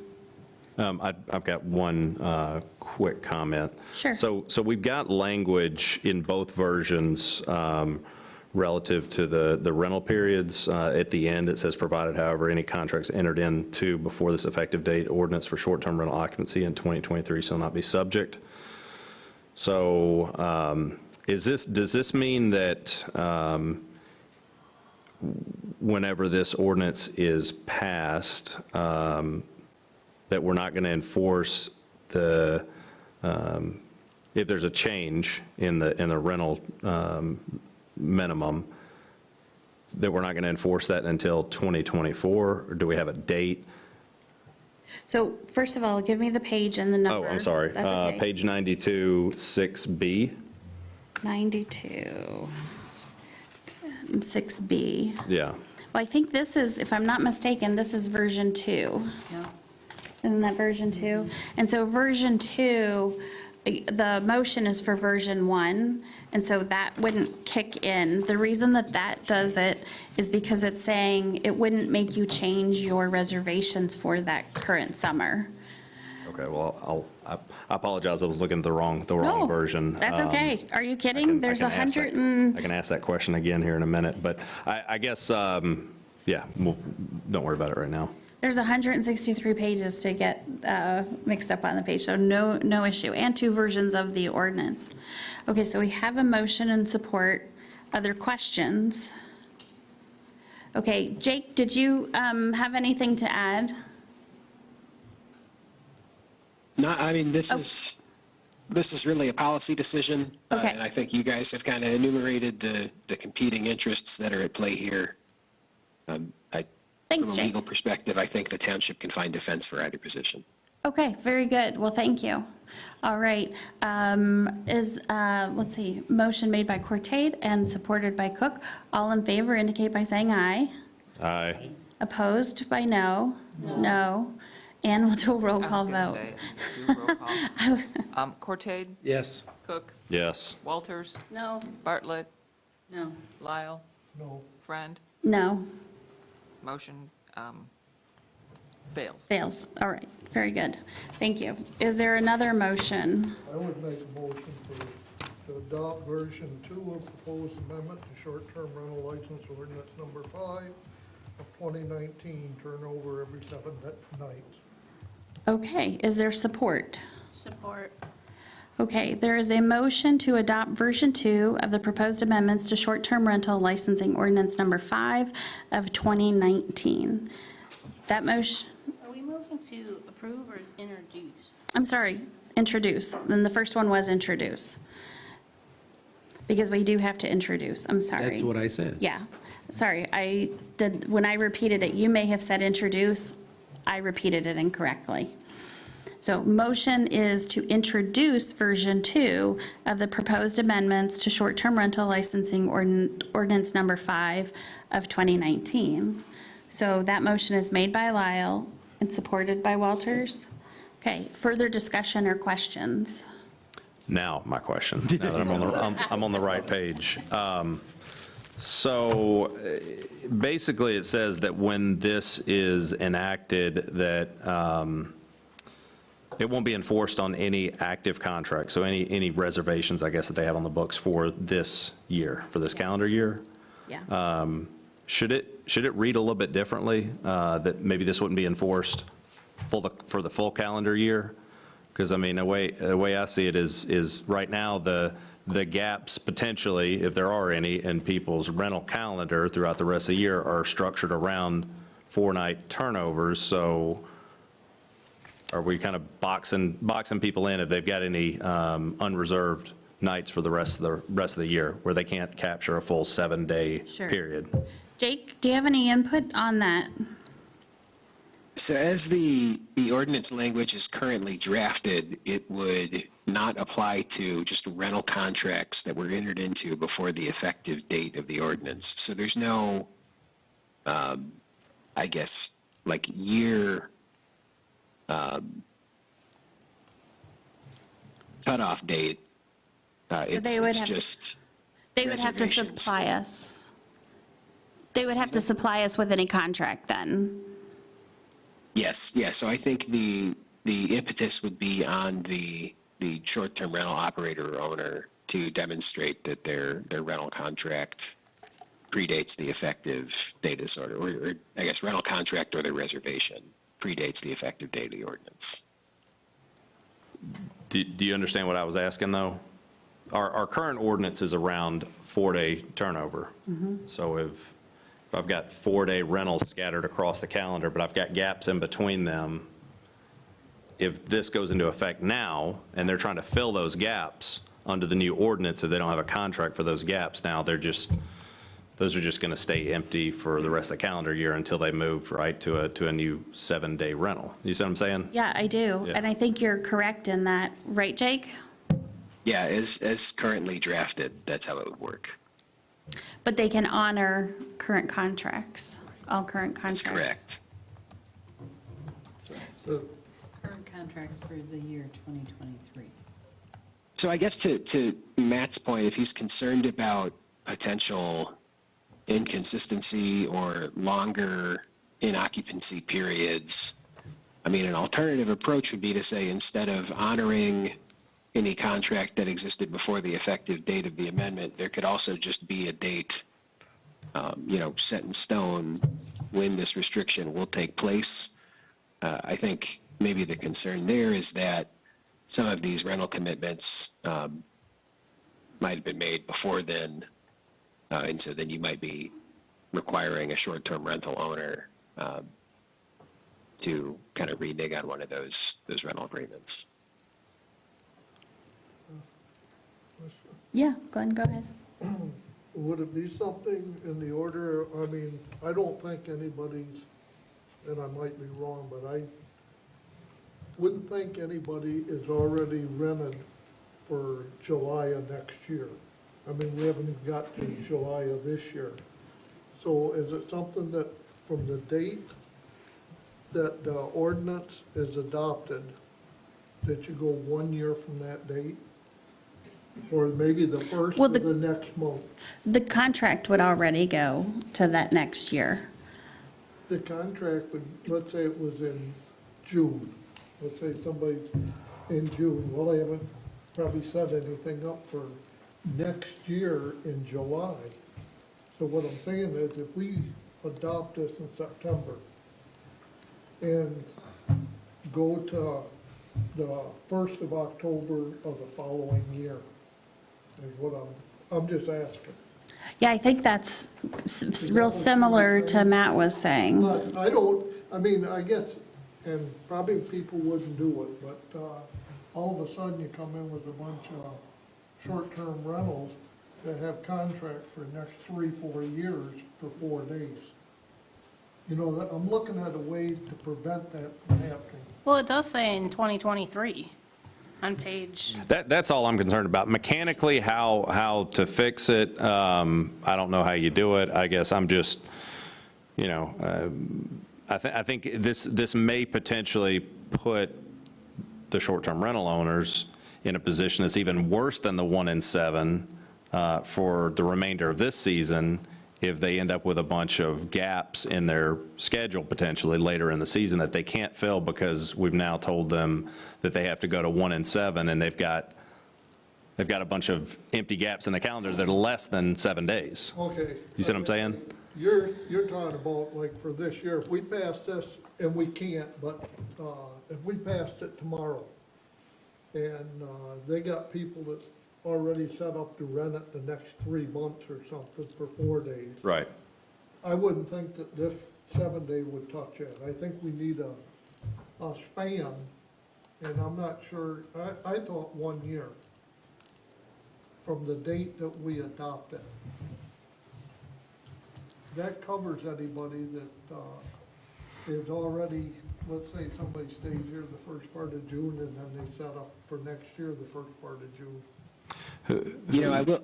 Go ahead. Sorry, I didn't mean to cut you off. From an administrative standpoint, hearing that point of view, I do think it would be perhaps a simpler approach to just provide a universal cutoff date, because I think it would be pretty complicated. I mean, I don't know if Claire or Preston can comment on this, but I don't know how easy it would be to individually ascertain with each short-term rental when a contract or rental agreement was entered into.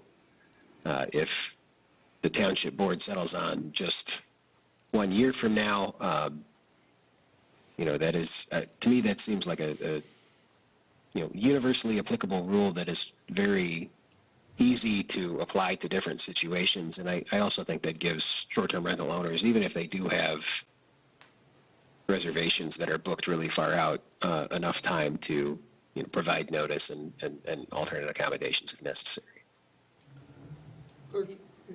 You know, I guess even if they're already set up down the road, they can still rent it for 4 days, right? Mm-hmm. They just can't rent it anytime with it, yeah. Mm-hmm. Well, I think what Matt's question is, though, is if you got a 4-day rental, then you got a 15-day break. Well, maybe 15 days is too long, but anyway, the 10-day break, the way we're saying, we can only fill that with a 1x7 because there's no contract. Well, I guess my scenario was maybe even more extreme than that. If it's based on a 4-day rental minimum, and you've got 4 days, a 4 or 5-day gap, 6-day gap, and then another rental on the calendar. Now, the way that this is worded is that vacancy is going to stay, you know, memorialized with that owner from now until the end of time. And, you know, I couldn't quantify it off the top of my head, but I would imagine that would probably put them even in a worse situation for those scenarios than if it was a 1 in 7.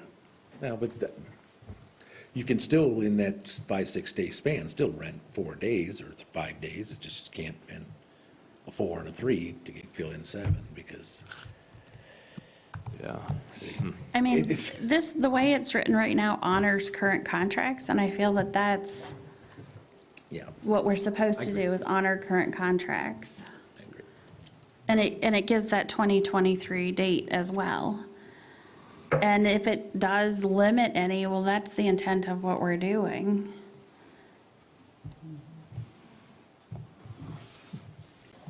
So, okay, so we have, this will be introduced then for, well, there's a reports morning in July. We need a roll Oh, call. I thought, go ahead, sorry, we'll do a roll call vote. Lyle. Yes. Walters. Yes. Cook. No. Cortade. No. Bartlett. Yes. Friend. Yes. I'm sorry, I was thinking of the other one, and so then I was just thinking it was probably flipped from there. Okay. Thank you, everybody, for the thoughtful discussion that's happening all around the country, if not the world. Okay, with that, we'll move on to the zoning amendment 123 parking standards. Jake, thank you very much. Thank you for having me. Have a great night, guys. You do the same. Although I don't think you think he's gonna have a great night? It sounds like his little one doesn't go to sleep very early. I don't know. Okay. So with that, and Claire really apologizes. She was sick today, came in for part of the day, and just was fading fast through the day. So she went home for the evening and sends her regrets for sure. But this is the parking standards zoning amendment 1-23 to allow for some flexibility in some of the parking standards. And Mindy, you're on the Parks Commission, or on the Planning, God, why can't I get that right tonight? Planning Commission, Parks Commission.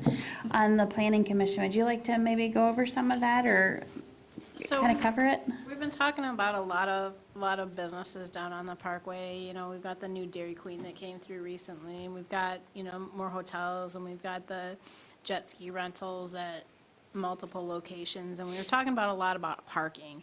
And, you know, the fact that we've been encouraging trail usage and other ways to get to the destinations downtown. We added the sidewalks when they redid 31 and all that stuff down there. And does it make sense that we continue to require the hard surface parking lot space when, you know, say the Dairy Queen can prove that they've got people that are actually coming in off the TART trail? You know, can we change the parking standards a little bit to accommodate that kind of thing? Or say that there's a business owner that has caterers come in, and they can all come in one vehicle, and the rest of them are parking at a different location so that they're not taking up space on the waterfront side. So we looked at the parking standards a little bit, and this is what we came up with. And it talks about, you know, how close you have to be to the TART trail, or, you know, non-recreational, non-motorized transport to get to the places, and, you know, agreements with other locations and that kind of things, just to see if we really need all those hard surface parking lots. That area. Okay. And so we do have the zoning amendment in front of us on pages 129 through 131, and the minutes that showed the discussion following that on page 135, which does show it was a unanimous decision by the Planning Commission. The proposed motion is motion to approve or change or deny the zoning amendment 1-23 parking standards, and then with or without edits. Is there questions or comments or a motion? Yeah, I guess just a couple of questions. I'd ask Claire if she was here, but I don't know if you're her designee tonight or not, but it looks like you were appointed. But I wasn't here the day that they actually voted on it, so I will pinch hit, but if there's something I can't answer, we can always table it and move it to next week. So Yeah, generally that's what I mentioned speaking, sounds like, and it's worded just like this, but looking for some flexibility on the parking standards. Is there Have there been problems with the amount of parking that we require relative to some developments? Oh, absolutely. Parking is always a question and an issue and a negotiation, if you will. You know, I'll just say the new project that's between the Hampton and the State Park, there was quite a negotiation on how to get all the parking spaces that they needed in there.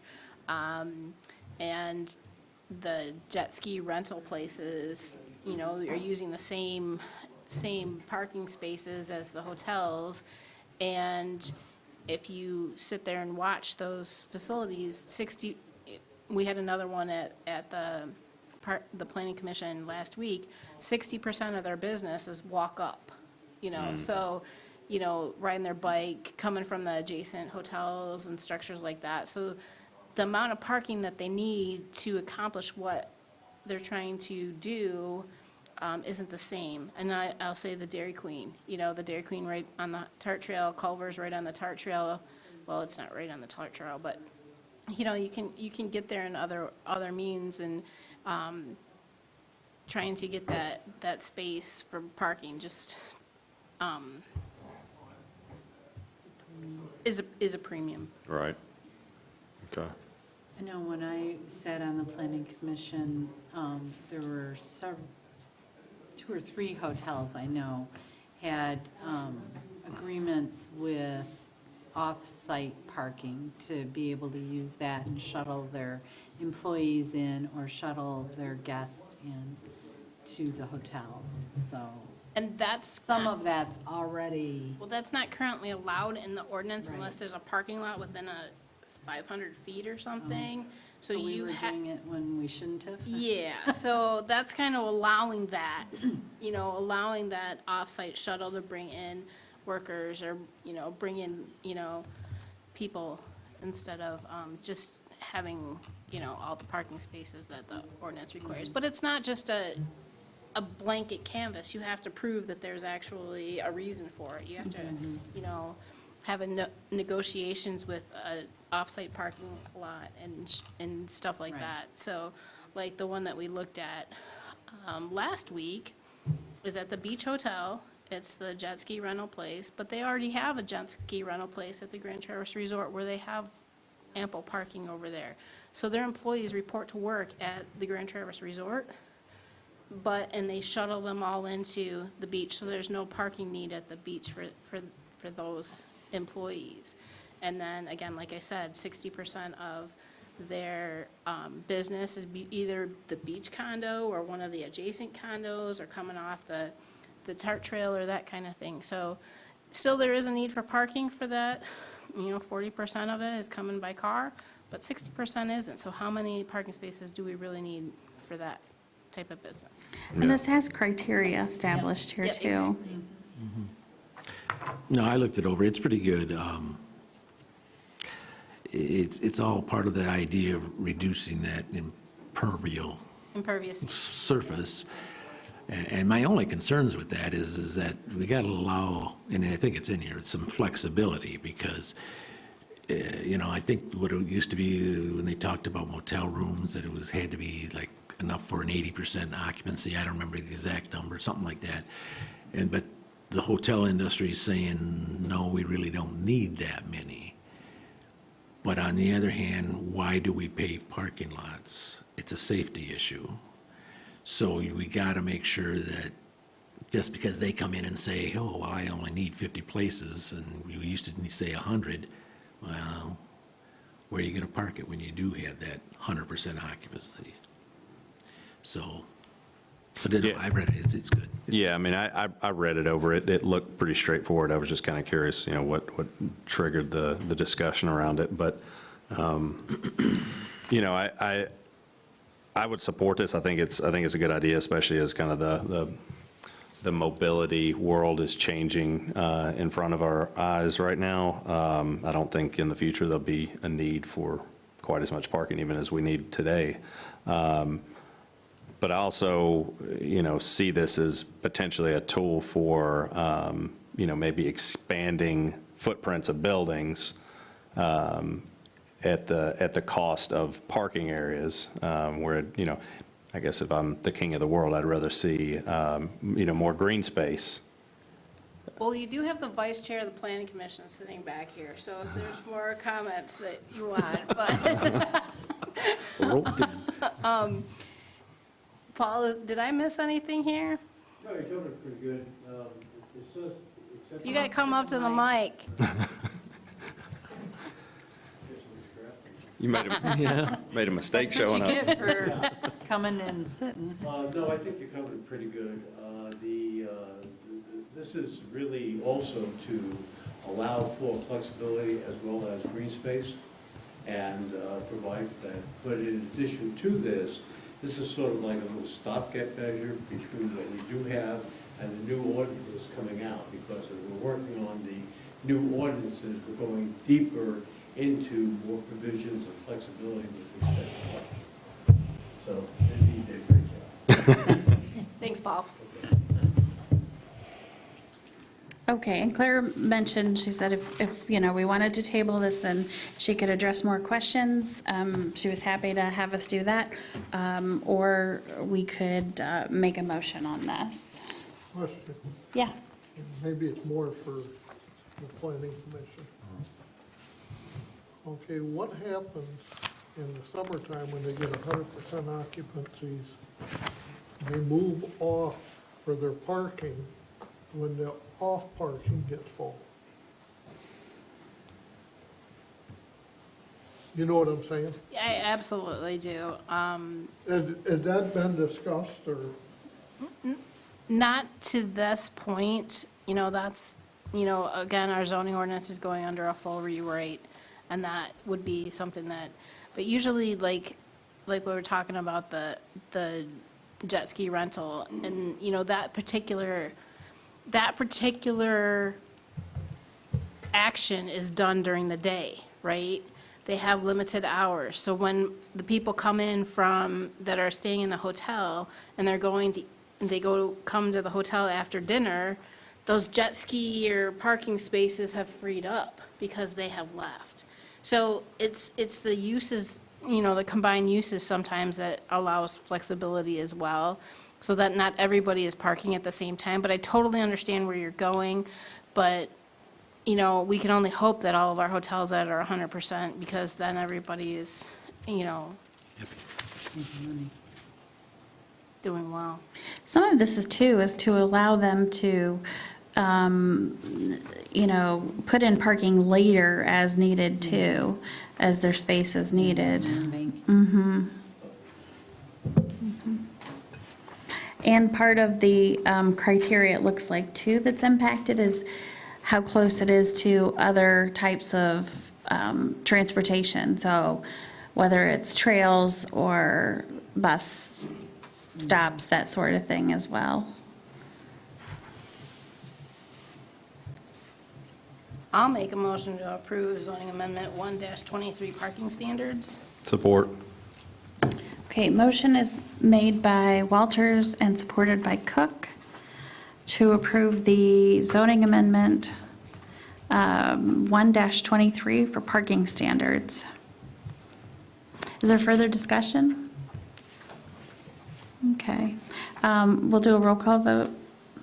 Walters. Yes. Cook. Yes. Lyle. Yes. Bartlett.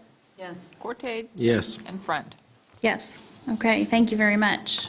Thank you, Claire, if you're watching. And Brian, you deserve an award tonight. Yes. But it has some good jokes. I thought I'd be here a while, so that's okay. That's totally fine.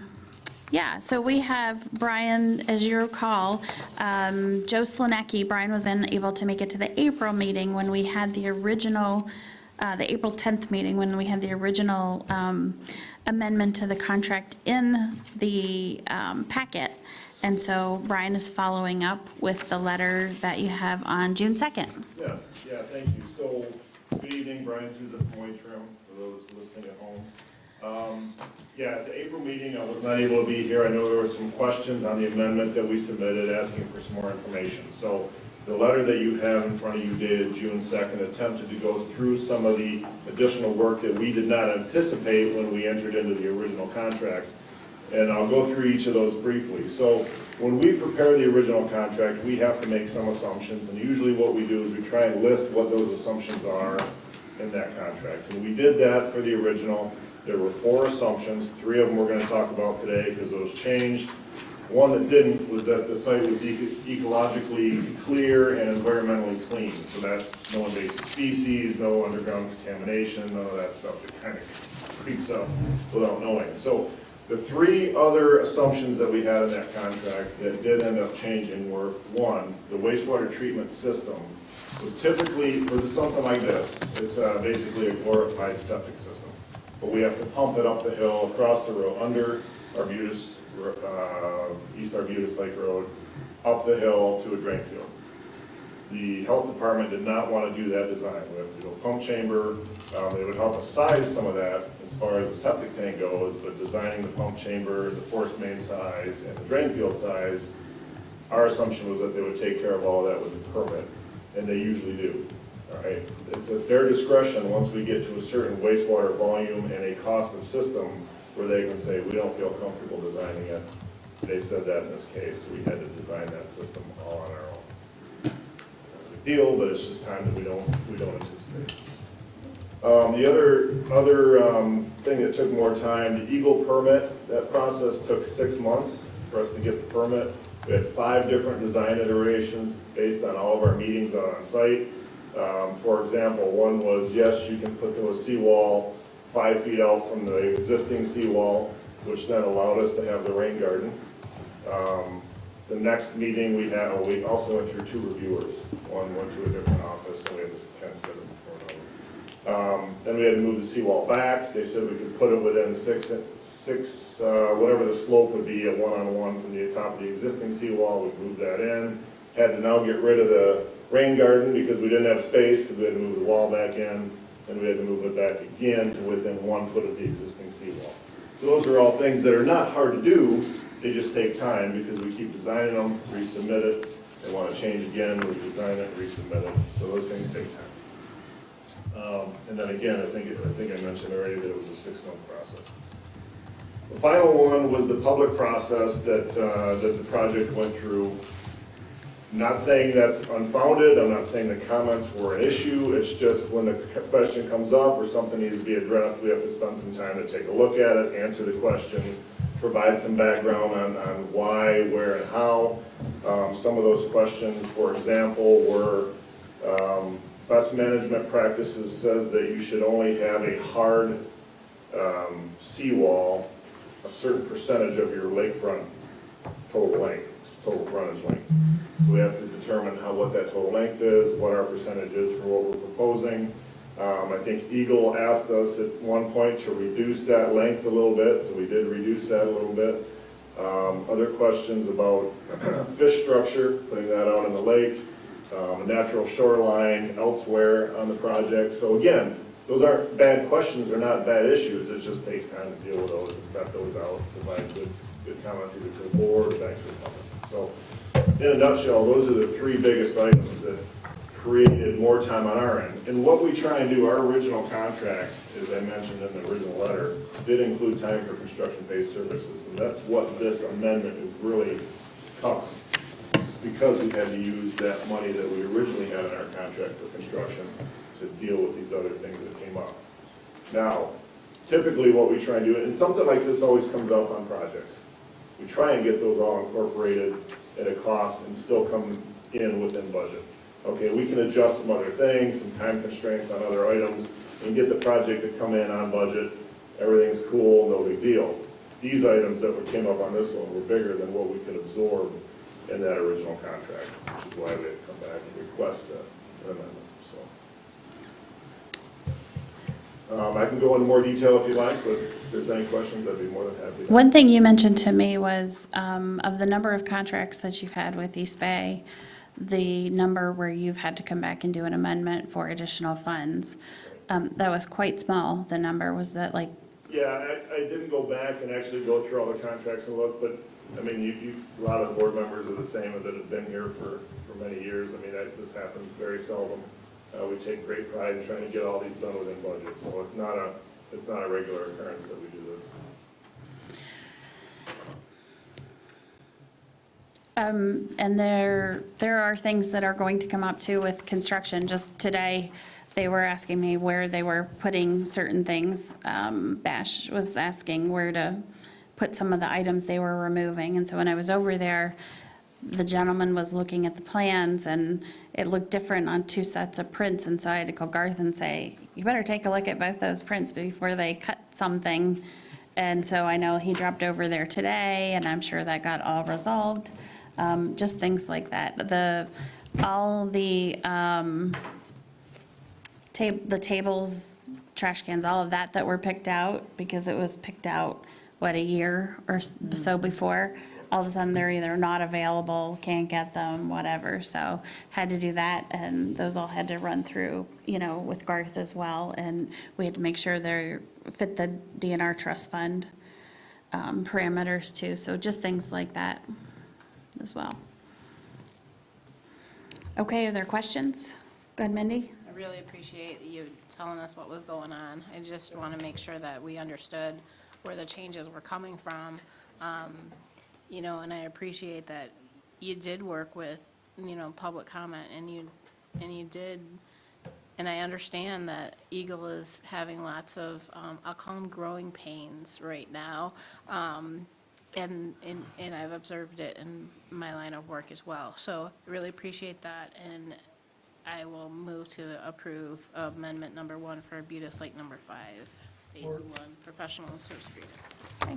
And I did just want to let the board know, as in further discussion, after it's moved by Walters and supported by Lyle, further discussion, that I just had a chance recently, somebody questioned me on some fees, and I was able to go back and take a look at, number 1, and I always talk with other supervisors about what they're doing with engineering and their fees as well. I was able to go back. Wade Trim, we also deal with some other engineering firms with Parks and Rec as well on trails, so Prine and Newhoff, as you know, and OHM. And then we had a whole host of RFQs that came in for the trail design where I could see some of those costs in there. So I was able to go back and look at 4 primary sections, right? Your principal or project manager, your engineers, your technicians, and then your office staff charges. And Wade Trim was right there in the ballpark with all of them. Out of the 4, they were right in that range with 2 of them, on one a little lower, on one just slightly higher. So it all kind of comes out in the wash. So I was able to take a look at those prices as well. So I just wanted to let you guys know that. So with that, we have a motion. Any other comments? All in favor indicate by saying aye. Aye. Any opposed by no? No. Okay. With that, thank you very much, Brian. Appreciate you being here. Thank you, appreciate it. Have a good night. Have a good night. Thanks for your patience. Okay, with that, boy, tonight was not our night for staff.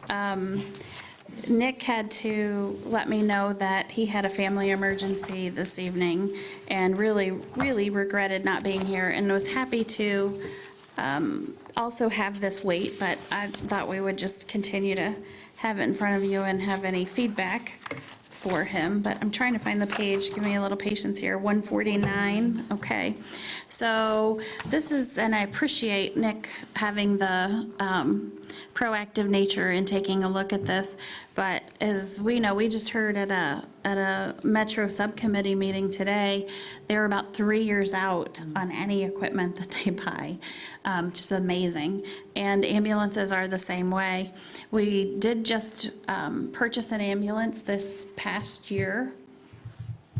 Gosh, when did we do that, guys? Last September in 2022. I think we picked it up in September and got it into operation September, October. And then, of course, the Echo came in recently. But he was taking a look at the ambulance and looking at talking with the supplier of the most recent ambulance that they have been happy with, and noticing that they're looking at, oh gosh, does he have it in here? I think they were looking at about a 2 to 3 year ahead of time. So if we ordered, our first payment could go in, we'd get in line for that, or, you know what I'm saying, on the ambulances that are on the line. Our first payment wouldn't be due until the beginning of January 2024, and then we would have the rest of the ambulance in 2025, which is where I believe we estimated that being anyway, in 2025, if I recall correctly. Yeah, but in order to get it in 2025, you have to order it. Yeah, exactly. So would you prefer to hold this off and have him speak to that and try and work with that vendor to hold the contract, or are you comfortable with the recommendation? I'm good with it. We're going to do it anyway, eventually. Mm-hmm. So just changing the date really isn't, Yeah, let's just get it done. yeah, and we lock in that price. And we only have 10% down in next Yeah, year. And Metro had to do the same thing just recently for their fire trucks. We didn't Right. have to put anything down on that one, though. Probably not. What can I say? The ambulance people are ruthless. They want 10%. Okay, any questions or a motion? I make a motion to approve the agreement with Emergency Vehicle Plus for $326,452 with 10% down due January 24th. Support? Motion is made by Bartlett and supported by M. Cortade, and you do have the specs in here, which are similar to the current truck that they, like I said, have been happy with. He purchased it in '21. Yeah. That's what it says right there. Yep. But I don't think they picked it up until No, 22. No, we picked it up in Same problem. 2022. It just took a long time to get here, so Yeah. we're trying to get ahead It's of it. even getting worse now, Yeah. where you would think it would get better. I think it's stretched out even a little further now. So, okay, with that, all in favor indicate by saying aye. Aye. Aye. Any opposed by no? All right, very good, thank you. I will deliver that good news to him, and he'll be appreciative of that. With that, we are at our second opportunity for public comment. If you have public comment, you are welcome to address the board. Hello, how are you? Hi, I just want to. Could you introduce yourself again, Brad, please? Sure. Brad Kroll, I live on 2500 Main Avenue, over by our Budas Lake one. And I just want to reiterate, I don't know the whole ins and outs of this new issue, Airbnb. I'm just trying to get one of my rentals in, and I tried to express earlier how the long-term renters are very destructive and very bad for me. And so my neighbor's got a short-term Airbnb, and she makes much more sense to me. So with the two cabins I have, and then I live right overseeing both of them, I would prefer to be able to have one Airbnb and one which has got a family in it.